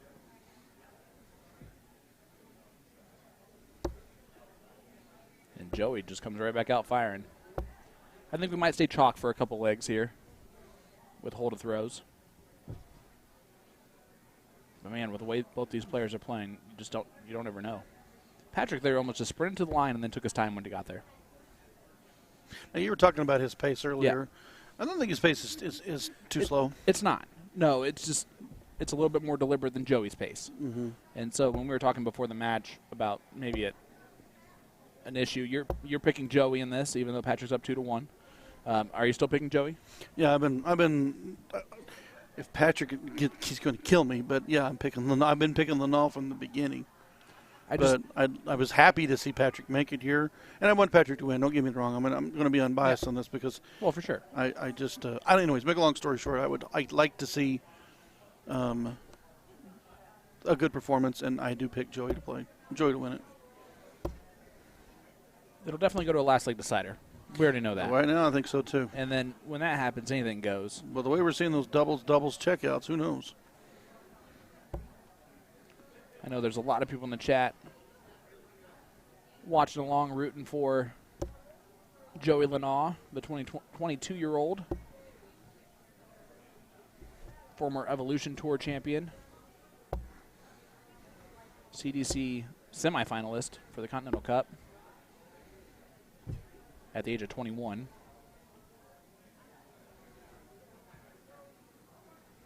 And that was just down the road from his hometown of Queens.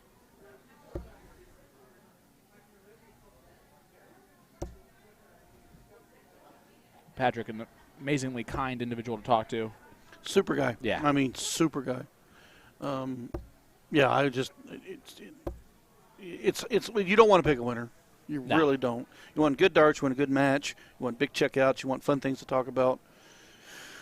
When you got two players that you really like, yep, and they're both in a final, or you've competed against them, played doubles with them and stuff like that. It's hard to pick that winner, but at the end of the day, if someone's going to have to win. Nice switch down to the bull. It goes back up and hits it. Big, nice 105. Man, that follow-through is not something you want to replicate for Tops. If you're just getting into darts. But for Patrick, it works out great. Tops here for a 2-2 scoreline. Oh, and he drags into what has been his Achilles heel today. I was going to say that the scoring power, this is where the averages don't show. His scoring power is a lot higher than what's been shown. He has just his doubles have just been not quite there. That's in. So Tops here for Patrick. And he just left that double. 30 from 70. Just gets kind of reset here. This is the deliberateness of his game. Is that awkward or a good marker? I think it's a good marker. I beg to differ. But then again, you think about it, though. Look at his delivery. Yeah. His delivery, he throws that shoulder. So. Oh, Joey takes care of the Achilles heel right there. 2-2 scoreline. Yeah, we back to the averages. Yep. I mean, scoring the first nines are right there with everybody else. It's just, 6 darts on the out instead of 3.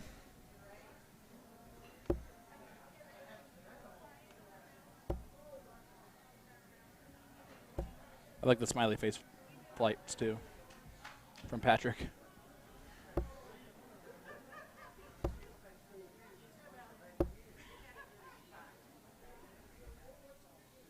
Slow start here for both players. This is the final. So we know what these players can do. We know they can average in the 90s. We know that. But they started this morning at 9 a.m., and they're playing a best 11 final. Yep. So, I mean, there's a fatigue factor, too. Oh, for sure. And both of them are playing in cricket tonight, too. Oh, of course. But you show up to play these tournaments to play a lot of darts, right? I was going to say, folks, have you ever been to a tournament in the United States? It is a marathon. I don't know. Not for me recently. 2 and out. Been a fun way to go. What's the minimum amount of legs I can play? All right, that's how many legs I'm going to play. I did go to one tournament, and I did throw the minimum amount of legs when I first started. I literally entered like 5 events. I was out. It was always 2 out of 3. Yep. I played 2 legs, 2 legs, 2 legs. So I went all the way out of town to play 10 total legs of darts. Hey, but did you have fun? I don't know. I'd probably gripe the whole way home. I would say no, probably. Been a long time. I like all the Wales flags we're seeing in the chat. Oh, a lot of Welsh people watching along with us. Yeah, it's exciting to see more that more international. This tournament is Las Vegas. If you look at the history of Las Vegas for darts back in the 80s, 90s, and early 2000s, it was always had a lot of international draw. And then it kind of slowed a little bit, and then, of course, we had the pandemic come through. Mm-hmm. But now I really think we're on the cusp of a big return to the international scene for Las Vegas Open. Yeah, the names on here of past champions of the 501 is just a smorgasbord of legends of darts that you just love to see. Yeah, Stacy Bromberg, of course, 13-time 501 national champion. Yep. Look at me years in a row. Speaking of ladies, Julie Weger has just booked her ticket to the finals with a 4-0 win over Andrea Taylor. She will take on the winner of Callie West or Carolyn Mars. So if you look at that list over there, Callie West has got a title, Julie Weger's got a title, Carolyn Mars has one. Carolyn Mars. Yep. So which one of those three that are left are going to repeat? How about not seeing Paula Murphy in the quarterfinal? Yeah, she had a really tough bracket, and there's a big 120 out. Yeah, it's huge from Joey. Nice big replay coming up.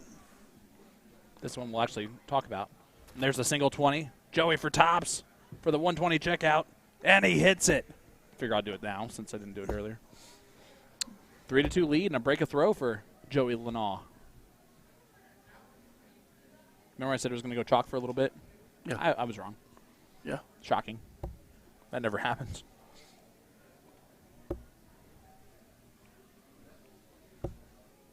Yeah, we got caught up in the ladies' side of things. Yeah, we were looking at all the past champions and stuff, and then got caught in the ladies. And here's Janoni hold my beer. I'm going to check a 120 out, so you guys will pay attention.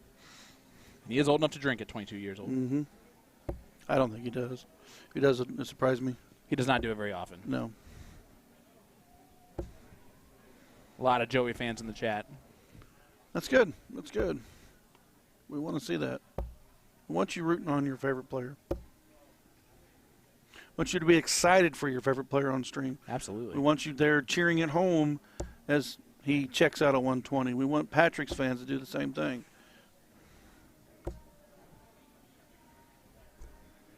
This shows you two completely different styles of darts, right? You got the fast pace. Joey has a very typical dart form. Patrick Kithy, a little bit more deliberate in his game. His, like I said, his dart form is not something that I would teach someone that was just getting started in the game. Yeah, but you know, John Part had this great for him. As I say, John Part did this whole spiel about it, and so did Glenn Durant about a form. Yep. And it's developed to what feels comfortable for you. And then Vin Gerwin talked about form when he was doing a segment for Target. This is how he did it, but it may not be comfortable for you. Yep. That's exactly right. It's like a fingerprint. It's a little bit different for everybody. All the movement that he throws into his dart throw is after he releases the dart anyway. Speaking of movement, 120 again. And he's going to get another look at it. Tops. Call it out, Sean, if he hits it. Ooh. I don't want to call that out. We're not going to worry about that little guy. I was like, come on, we don't want to miss this one. That little guy? We're not going to worry about that little guy. 76 left, and he went for double-double. That one was outside, though. I still like the aggressiveness on it. So 35 left for Joey. Someone screenshot the Joey face there that he made. 32 for a 4-2 lead. He put himself in the driver's seat here. Unable to do so. This is one of those moments where it's a break a throw only if you hold your throw in the next leg. Patrick trying to break right back.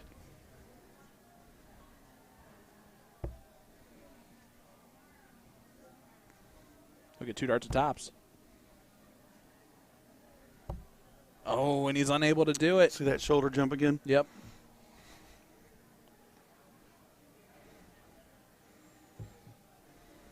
So Joey, 8-8. And there it is, first dart. 4-2 lead now for Joey, the silent but deadly Lenaw. So we do have a ladies' final up next. So if you're watching and you're wanting to know who's next, after this match, we will have Julie Weger taking on Carolyn Mars. I love it. Absolutely love that. Ooh, a little high, a little low.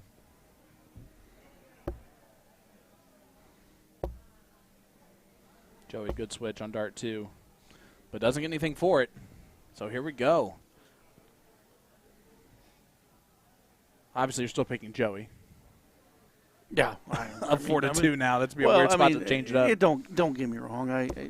No, I understand why you're picking him, and I understood the entire way why you're picking him. And he's proving it here, right? He's just been not even the more consistent average player, but he's the more consistent on scoring power, on getting down to that finish first. His scoring power. Now, if his doubles would have been on check, he would have, 10, 15 points on that average. Oh, absolutely.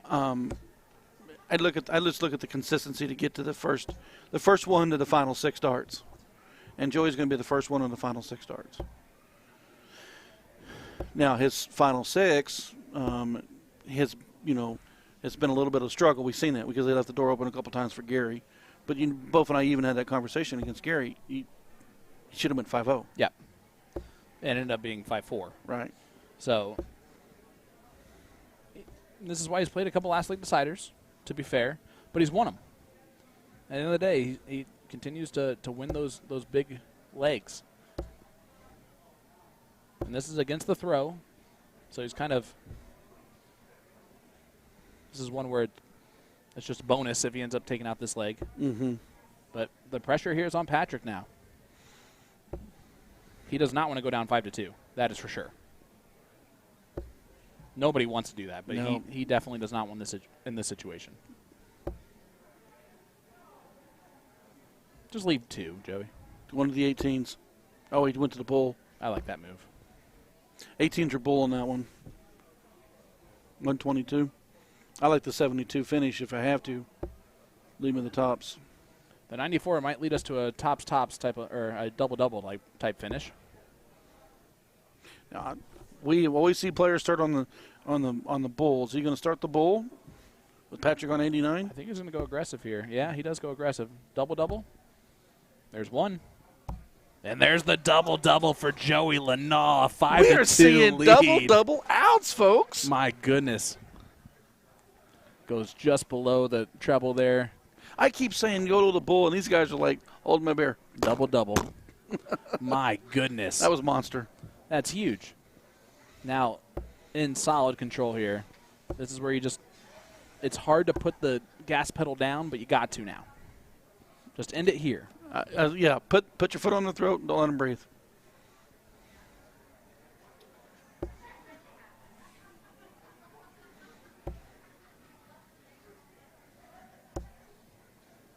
And Patrick playing a little tight.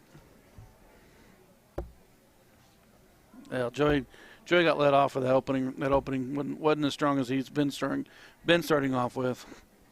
He'll take it, though. Right now, it's just do what you need to do here. Yeah, and a huge shout out to, you can see a couple of great players there in the background. One of those being Chris Lim. He was in the field today. Yeah, he was. He made the top 32. Congratulations to him for doing that. He is not close to the most famous Lim in his family. When your dad is just a legend, it's kind of hard to Yeah, I was beat going to that. say Paul Lim. First 9-darter in the World Dart Yeah, Championship. he's actually on. If you look, he's on that list. Oh, I'm sure he's on this list. Yeah, he's on there. Twice. Paul Lim, national champion. But so is Chris. He's on there once. 2016 champion. I'm going to guess that's the only father-son duo we've seen. Yeah, and also Chris has also won the Las Vegas Open WDF event as well. Yep. Look at this, Patrick Kithy. Oh, nice 140 out of him. He throws that shoulder, and I think it takes a little bit off that dart because it always flies low. Joey's in there. the driver's seat. Look at there. Nice 137 from Joey Lanaugh to set it up. 50 left. Does he just go bullseye first start? They're like, I don't know, I guess. Might as well, right? Everybody's been doing crazy stuff. Pick one for you right there. What would Luke Lidler do? He would go bullseye first start. 50 for Joey Lenall. 10 for tops. 18 for 32. Nope, you called it. 10 for tops. He's like that all day. 2 darts right here for a title. His first national title there. The ADO 501 men's singles champion, Joey Lenall. Congratulations to him. You see this winning combination. They're excited here. out there. Oh, yeah. The chat's going to be going crazy as well. Congratulations, Joey Lenall. I got to give you a big shout-out, kid. I've played you for a couple years now. I watched you come up through the youth. I've been watching you on the CDC. Congratulations, my friend. Big champion. And huge shout-out to Patrick Kithy for making the finals. Ran through a tough part of the field as well. Well done to both players. And this is the type of person that both players are, right? No matter who won this, you really can't even tell. Yeah, you can look. If you're watching what we're watching, Patrick is giving him a big old high five. Yep. Patrick, congratulations on a national runner-up. Look at him hold that trophy up high, folks. He travels the country. Yep. He's probably played darts in your tournament. He is your 501 national champion runner-up. Patrick Kithy. Originally from Kenya, now residing in Oregon. Eugene, Oregon.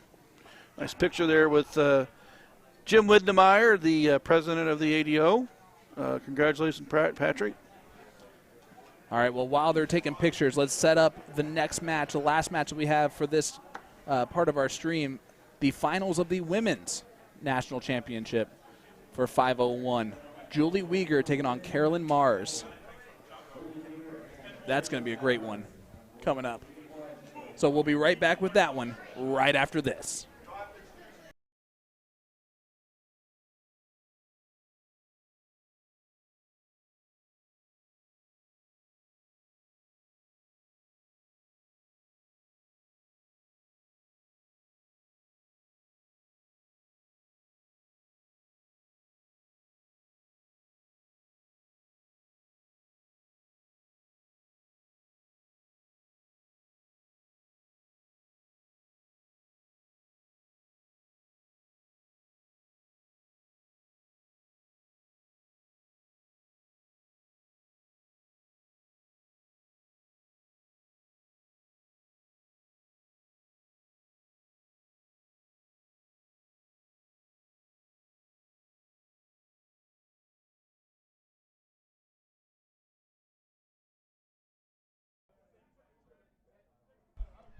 All righty, we'll be quick here, Joey, because we got the women coming up. Your first ADO national title at the ripe age of 22. How does that feel, my guy? It's unbelievable. I mean, coming into the weekend, I had a lot of confidence. My game in the last year have been up and down, but I finally got confidence today and just rolled with it, and it's what happened. I'm so happy. Well, you put your name on the list with some elites, Paul Lim, Leonard Gates, numerous others. Do you think this could possibly be the lead into multiple titles? Do you even think about that? Do you just play your darts? Well, I play my darts, and every goal I have is to win, no matter where I am. And this is my second time playing in this event. And I hope, in the future I keep winning this, and nothing stopping me but myself. So. There you go. Well, I know you got a lot of support at home. Do you have anything you want to say to them? Thanks for watching. There we go. We'll keep it short and sweet. Joey, congratulations to you, buddy.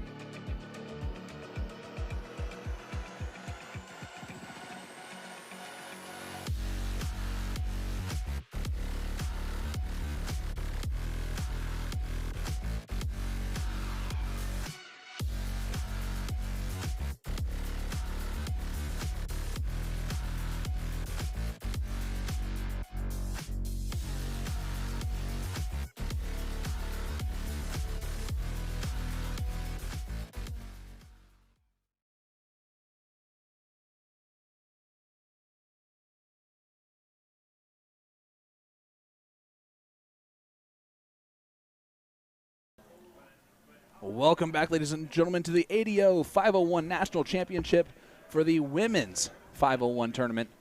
I'm Sean Green, joined by my PIC this weekend, Mr. Ryan Mooneyham.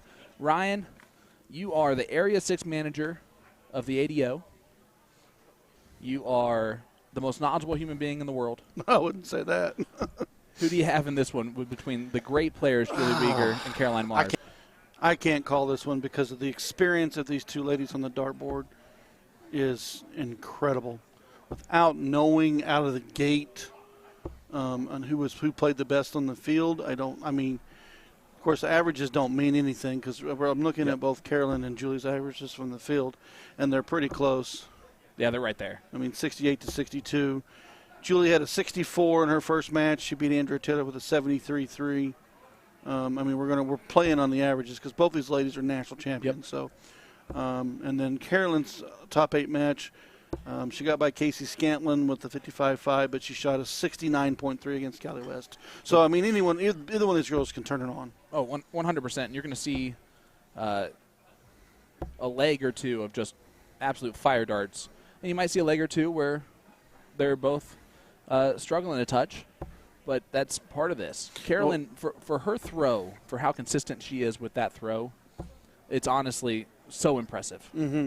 And, Julie is not real tall. Nope. No, you can see it right there. She's throwing up to the board. And so her throw is a little more lower to the body and straight up because she's using more centrifugal force to push the dart higher. Hey, while we saw that view there, let's give a huge shout-out to Miss Brandon, Jason Brandon's daughter, who did the chalking for the men's final and now for the women's final. Clayana Brandon. Yeah, thank you so much. Giving a big service for the official scorekeeper up there for both national championships. And that's really cool to see, and that's how you grow darts among youth players and younger players is you make them chalk. Mm-hmm. Yeah, that's true. It's coming into this match here. The ladies had brackets of 10 in their bracket, so they've already completed 27 legs out on the field. Yep. Before they walked in this room, and then Julie opened up her first match against Tanya Bennick. She beat her 3-1. Then she defeated Andrea Taylor 4-0. Which is a 4-0 is huge over Andrea Taylor. Exactly. And then you have Carolyn Mars. She bested Casey Scantlin 3-1. And then Carolyn Mars 4-1 over the great Callie West. And Callie West beat Liz Tynan in that quarterfinal 3-2. Mm-hmm. So to not see players like Paula Murphy or Liz Tynan here is honestly great for the game because you can see just how deep these fields are of lady players. Well, as a matter of fact, that was our finals yesterday for the women's cricket. There you go. Liz Tynan versus Paula Murphy. And so Paula they Murphy, retired anyway. They retired. They were ready to go home. Well, Carolyn Mars is a 3-time national champion. She won this event in 2001, 2002, and then in 2013. So she would love – she's used to winning these tournaments 10 years apart. Yeah. 11 years apart, and here we go. Mm-hmm. So she gets that opportunity again. And then Julie Weger won this tournament in 2020 is her only time as the national champion here. Well, 501. For the 501, yeah. She won the cricket, I believe it was the year before. She's the past cricket champion. Well, I hate to tell you you're wrong there. Unless that's not what I'm looking at, the right thing. Maybe I was wrong. I think you're wrong, but that's all right. Well, I am wrong. There's a first time for everything. Yep, Ryan's wrong. Julie Weger stepping up here with 8 left. Had to bust the last one. That's right there. 4 to get the first leg on the board. Just on the outside, and now she drops it low again. That bust is not terrible, but the problem is that Carolyn Mars is going to get an opportunity now. 40 to check. It's a good dart. 10. Great marker. Oh, she uses it, but it just drags it the other way. Little double trouble here on leg number 1. You don't think that there's nerves here in this national final. Oh, man, that one just on the inside wire. And these ladies had to get through a field of 10 players in each one of their. Yeah, 40 ladies. And only top 2. Yeah, 40 ladies. 40 ladies walked in this building today looking for their chance to play for the national title. It's down to our 2 ladies of Julie Weger and Carolyn Mars. And again, the double trouble continues here, but once they get it going, they're going to get it going. There Double it is. 2, there you go. Julie Weger, leg number 1, goes to her. Hold a throw at the end of the day. Now, I haven't done this yet, but now it's time. In the chat, who do you got? You got Julie Weger or Carolyn Mars? Please let us know. We want to know who your favorites are. Something about the storyline of Carolyn winning 11 years after her last title when she did that exact same thing in 2013 from 2002. Don't know. It's 11 years has been different. Maybe she's like, okay, well, it's been 11 years. I guess I'll show up and play. She won back-to-back in 2001, 2002, and then 11 years later won it in 2013, and 11 years later it's this year. Well, That'd be kind of cool. I know, but there was also a name in there that's a 13-time champion that may have been in her way a few times. Well, to say the least, yes. Actually, she is the person who stopped Stacy from winning 8 consecutive titles.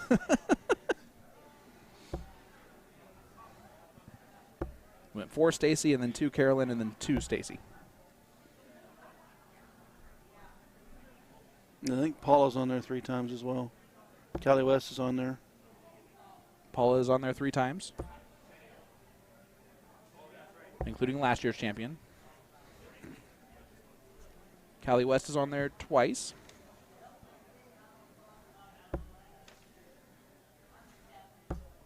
Kathy Maloney is a 3-time champion. Almost Good 180. darts. You're seeing the scoring power start to rise here. Yeah, that's starting. It's time to settle in. We've got 9. We got the best of 9 here. Yeah, these averages are not going to be what they're going to No. end up with. We always see the opening averages for any player are going to be a little bit low while they settle in. I've been told the is it Hash House a go-go has great breakfast. Carolyn just shot breakfast there, so I just pointing out one of the breakfast places around this area. Oh, okay. So the only thing my wife and I have done is we walked to the Strip and walked to Caesar Palace. Big 140 from Carolyn Mars, and got some Gordon Ramsay's pub. I haven't gone very far from here. It wasn't a terrible walk. It's a beautiful day, of course, in Las Gorgeous Vegas. Las Vegas, 65 degrees. Honestly, that's almost perfect for me. I like it a touch chillier, which is great, so 65 is perfect. And when you're leaving snow, what can you do? No, no kidding. Yeah, you can see Carolyn's throw there from the side. And while the take back and where she sets up above her head is unique, again, the thing you're going to see that is consistent is her elbow does not move. It stays in that same exact position.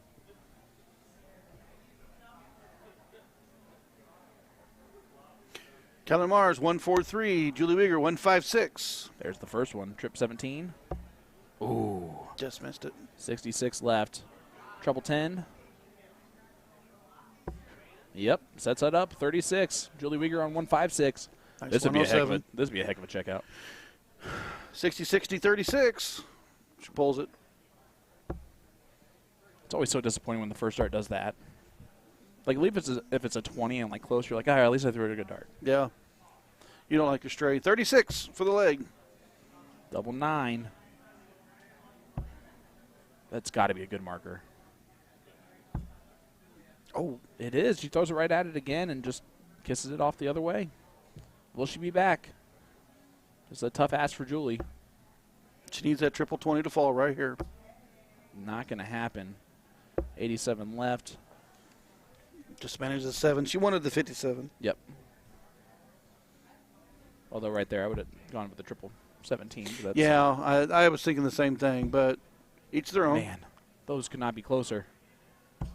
There it is. It goes for Carolyn Mars. 1-1 score line here. You got the kisser on that one. Yeah, she actually throws it above the first two. It's a very impressive dart to get it over the top. Does so beautifully. And Julie's starting to pull it into the 5s a little bit, all 3 of them. Time for Julie to pull off the line, collect your composure, reset, and get herself back up there, ready to start. 3 5s out of your hand. You got to put it in your head. I've got to reset. Reset my entire situation.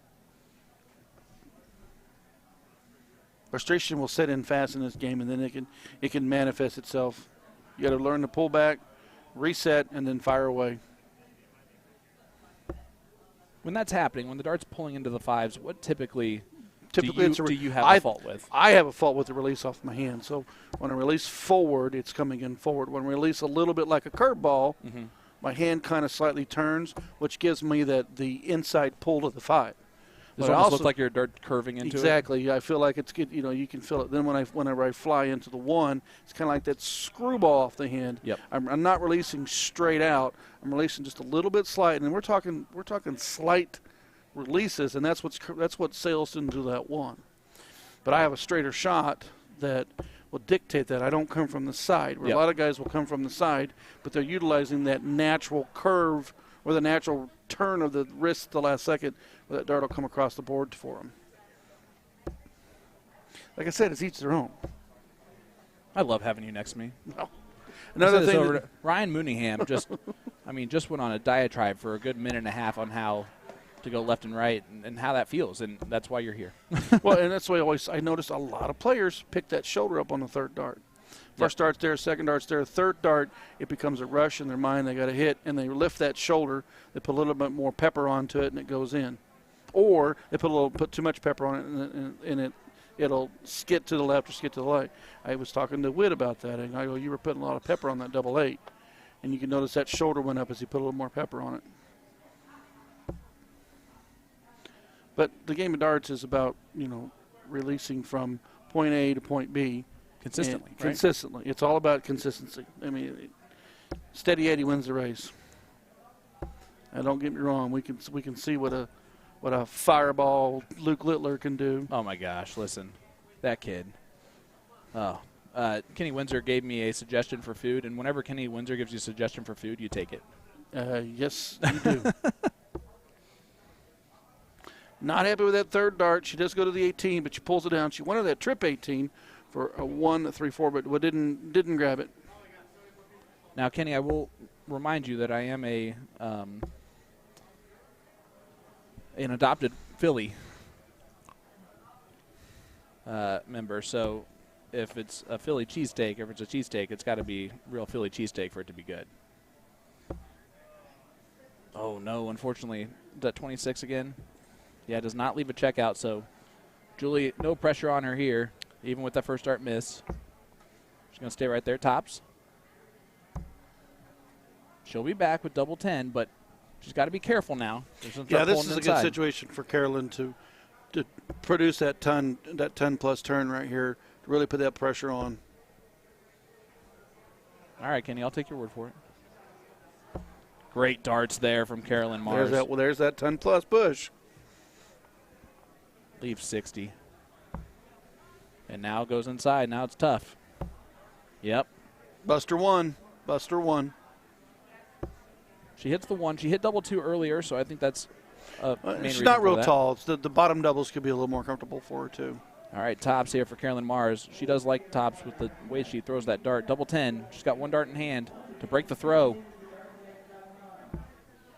She pulls it.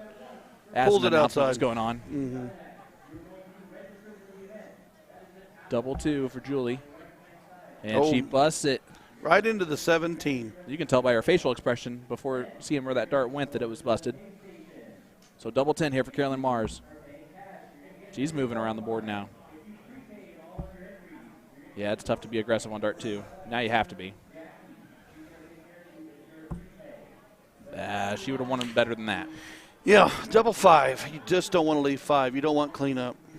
Double 2. It's a good marker. It's a second good marker. I mean, it's got to go now, right? Or is it awkward? It might look awkward the way she pulled. Yeah, and we're not going to worry about that little guy. We're going to say it's outside. No, it was outside. All right, we're going to leave it outside. Double 1, or 1 for double 2. Oh, yeah, the tough dart. Tough dart's always a single. For the leg, double 2. Third time's a charm. Oh, Madhouse. Oh, that'll work. Oh. That's all right. If you're going to do that, go back to 4. You want to be aggressive on that third dart every time. This is the ladies' final, the National 501. Got to have the 1. There we go, double 2. Down to a game of 4s. Yep. 501 to get you to each having 4. Who can hit the red bit first? Oh, it's not Julie. For a 2-1 lead, this is kind of a pivotal moment here. It's going to be double one. There it goes. Carolyn Mars steals the leg after, well, quite a while. I was going to say a lot of darts. More darts than they wanted to throw in. More darts than we're used to leg. seeing out of them. Yeah. 2-1 lead, though. And for Carolyn, that's all that matters. All you want is legs. Who cares about averages? You got to have 5 to win this thing. Moved down on dart 3 and dropped it pretty low. Tough to get back into scoring mode once that happens. With all those shots at double. That's almost even for Julie. She's excited that that leg's over. Do you agree with that? Well, when you get it, and that's what happens. If you and your opponent are both struggling on the leg, and it just continually just round after round at missed doubles or busts or whatever, and someone finally takes it out, you're like, thank the Lord. Get it out of here. I want to get ready for the next leg. I continuously will find myself saying, oh, thank goodness you hit that. No kidding. This is a lot of tired darts being thrown here, too. And yeah, I actually was sitting, when I was sitting back in my chair, I was like, man, these girls are tired. I mean, we've already mentioned how many darts they've already thrown. And now they're in a best-of-9 situation. You're going to be worn out when you get out of here. Now, the one thing of it is you get in the finals, you get nervous, you get adrenaline. Yep. You get yourself ready, you're pumped, you're excited, you're upset. I mean, there's a lot of things that goes on in the final which can alleviate some of that fatigue. Well, and this is one of the things where you're also seeing the adrenaline of the start of the match is worn off. Mm-hmm. And now they're just playing darts. And they're playing scrappy darts, which is taking even more of the energy kind of out of them. Mm-hmm. If they were both throwing well, you'd see a lot more kind of pep in the throw.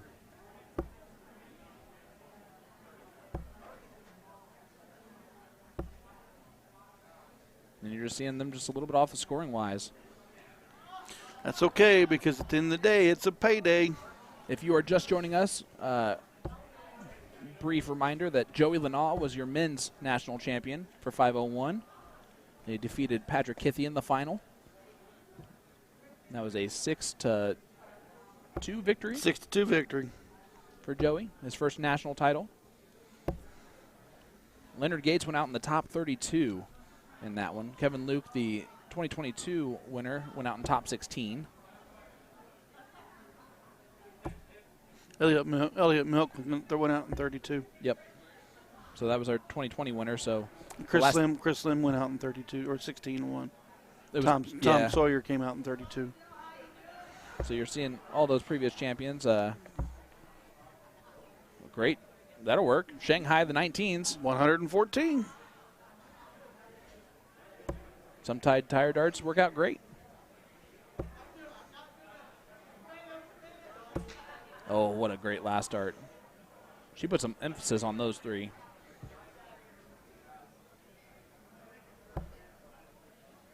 They're starting to throw with a little bit more oomph. But you're just seeing Julie kind of aim a little bit from time to time. Is that what you're noticing there? She's always been that one to bring the dart up to her face and then lead straight. Where Carolyn, you can notice that you've talked about it, pulls it high above her ear. Oh, great dart, 32. Just on the outside. This is the type of moment where Julie will hit this 116 after all the double trouble in the last leg. She's looking down. Oh. I don't know if I agree with that first dart. I personally would have went the 19s. 76 for 40. Yeah. Well, 32 here for Carolyn Mars. Take a 3-1 lead. And hold her throw and get that much closer to the final. Oh, around the outside. So Julie Weger, 86. Little 2-dart combination. 54 for 32. Another there for the bowl. And you got to stay there. Oh, and she knew it as soon as she threw it. It was scaling. Unfortunately, only 38 scored, so Carolyn gets it again. 3-1 lead now for Carolyn Mars. She made that one look easy. Look at that. Great. camera work from our man, Will Stewart.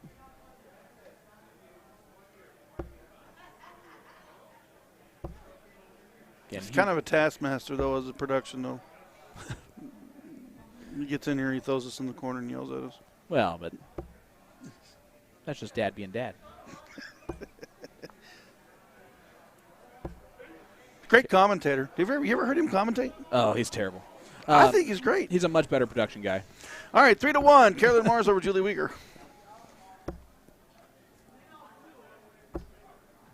The darts are starting to look a little bit better. The thing about it is at the end of the day, it's the fatigue that we've been talking about, the feet, and then who's got it in their mind that they want it more? I mean, and that's what you're seeing right here. This is still anyone's ball game. Who's going to find a little spark? That's all it might take. Is just a spark of 10 minutes. Mm-hmm. We've seen it in countless numbered matches. We have seen it in countless numbered players. Who's going to chug that Red Bull and give themselves wings for the next 10 minutes?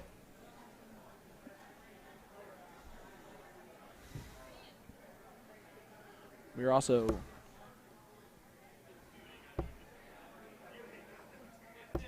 time zone wise, where is Carolyn located? She's from the East Coast. Okay. Massachusetts. And Julie Weegar is from Peoria, Illinois. Yep. So both of them are a couple hours difference too on the time zone. Mm-hmm. Carolyn 3 hours different. So right now it is 7:30 in the evening where she is locally from. To the 19th. Let's get it 171 right here, Julie. Oh, she pulled back up to the 20s. She went to the 20s. I like that. It looked like it was a little bit full up there. Oh, I thought she had 2 trip 19s in there. She did not. She did, because then she got the 5 on the last start. Oh, she did. Yep. Okay. I thought she had the 20 in the last start. 100 there from Carolyn. We'll give her the first look at the finish. Again, against the throw. 21. 40 scored. And 7 years ago, she left 145. 139, sorry. That was way off. Carolyn, 140 left. Just would love to hit that treble 20. Does not do that. That's the one dart you don't want to see. The straight to the right. The float to the left. Great first dart. Oh, just pulled it. That's I talk about transitioning shots. When you move up from the 19s to the 18s, your delivery may be at the 19 at a certain level, but then your 18 delivery is not. Yep. And then when you transfer up, you probably need a little bit more time to set for the 18, because if you start on the 18, you're ready to go. But when you do that transitional shot, people tend to either stray high to the 1 or pull to the 4. Carolyn, 59 there, leaves top, so Julie's should get 2 darts at a double. Struggled with them so far, but she can be masterful on them at times. Unable to do anything there, though. And if she ends up losing this final, she's going to definitely look at her doubling as the main reason why. Carolyn Mars hits it on dart 1 and now takes a 4-1 lead, and that one was another break of throw. So she will be throwing for the match now. Great dart from Carolyn Mars. This is to make her a 4-time national champion. And again, another 11 years apart from her last title. Maybe it's fate. That's what I've been saying. Been trying to throw that out there, man, this whole time. I haven't caught on. I guess I haven't paid attention. Man. That doesn't surprise me. I've asked you many questions where you just don't answer me. I might as well be talking to the wall in front of me. I'm in focus on the game of darts, folks. No, you've been doing a great job, buddy. I'm just giving you a lot of crap. Yeah, 2002 was, she won in 2001, 2002. And then 11 years later, she won in 2013. Are you with me so far? Okay, so 2013 plus 11 means it's 2024. That would be this year. Oh, okay. So that's another 11-year difference. All right, here we go. Julie Weegar, back to the board. Amateurs. All right, here's Carolyn. Man, you're lucky you work for the ADO. You're lucky Will actually hired me, huh? I am lucky Will hired you because you've fed me so much information today already. Great darts there, good cover shots, 79 points scored, but she still finds herself behind. Carolyn, the momentum is just Momentum and scoring completely. pattern has definitely been showing up for Carolyn in the last few legs. And I'm telling you, she's just putting a little bit more pop on her throw the last couple of legs. And it's Definitely really been seen the it. difference. Definitely seen it. And when Julie just throws it, she's hitting it. Well, she's moved to the 19th. The Stronies have not been real good for her. She's 76, 79, 95. Those are just as good as 60s, 65s, 84s, 83s, 81s. You're going to have to get in this match. You're going to have to score. You're going to have to be there. And it's only way she's getting it done with the 19s. Single 20 would have left a finish. Instead, she goes into the 5. Puts an opportunity in Julie's hands, but she's got to hit a treble. Didn't like that last dart, flying into the 5. 45 scored. It just looks like she's trying to place the dart. Yeah. I know we've talked about that a little bit, but that might be something that she looks back on, because that's also something that happens a lot when it comes to doubles, is you try to place that dart. Speaking of placing that darts, Beautiful darts from Carolyn Mars. What a 140. She is now 45 points away from her 4th national title in her first in 11 years. Julie on the 19th. 79 scored again. One of that 95 to leave her at least a ton left. Is it 5 for tops? It sure is. Tops for the match and the title. Double 10 for the win. And there it is. Carolyn Mars is your champion. Wow, 11 years after her last title. She gets the job done. Carolyn Mars, your 2024 champion. Like Sean had said, 11 years apart. So 4 times. That's pretty. That puts your name on that. Puts your name on the registry for the rest of your life. I mean, that's second on the list. Yep. Behind the great Stacy Bromberg is now Carolyn Mars with 4 titles. Excellent job, Julie Weger.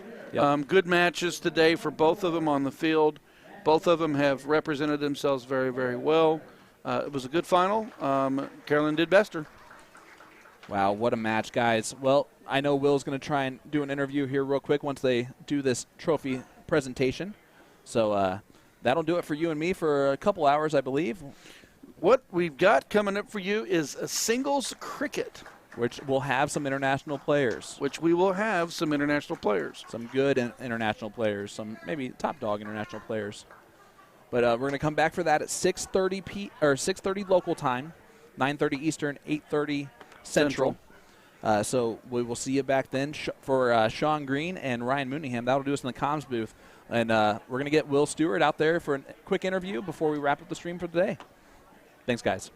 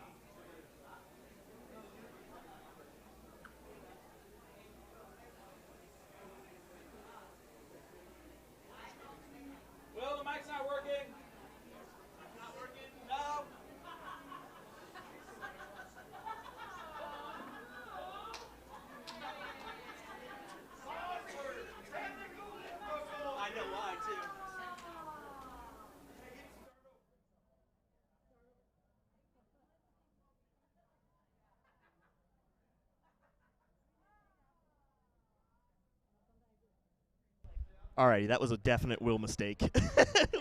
Will didn't turn on the mic. Let's just put it that way. Well, we'll go back. We'll go back so that you guys can all hear. We asked what the 4 times mean to her. 01, 02, 11 years later, and then 11 years after that. You've been in the World Cup. Now you kind of made a resurgence here.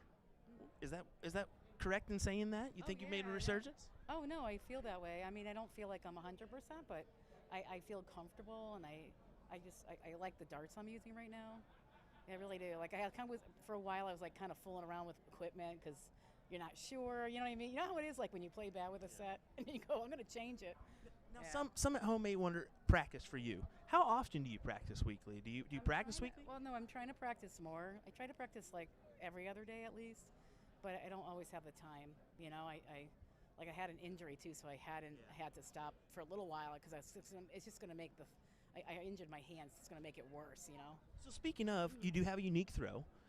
Has it always been like that, or did the injury kind of force things into that? No, What do you think? I think it's always been kind of like that. I'm sure there was changes. If I look at my old footage, I'm sure there's some changes, but it's not major. I mean, no one's going to – I don't feel that people are going to, like, completely change their throw. Yeah. You do go through subtle changes throughout Subtle. throughout your time frame, but overall it's a win. Taylor, you can kind of see it, but he's not going to change. You know what I mean? Not really. Like, it's a little different, you know. Well, overall, it's still a title for you, and that must feel good to start off your weekend here at the 45th Las Vegas Open. What a way to it's always nice to win first. You know, like the first event, you're like, yay! There you go. Well, Carolyn, you can gamble. That too. Yeah, I'm not really a gambler. Don't lie to me, Carolyn. No, I'm not. I like to see a show. Like, I want to see Adele. She's going to be seeing the Thunder from Down Under this evening. I'm just kidding. I'm just kidding. Just kidding. If you ever knew me, that is not my style. I figured. Well, thank you for talking with us for a minute. Congratulations on your 4th ADO national title. Thank you. Appreciate it.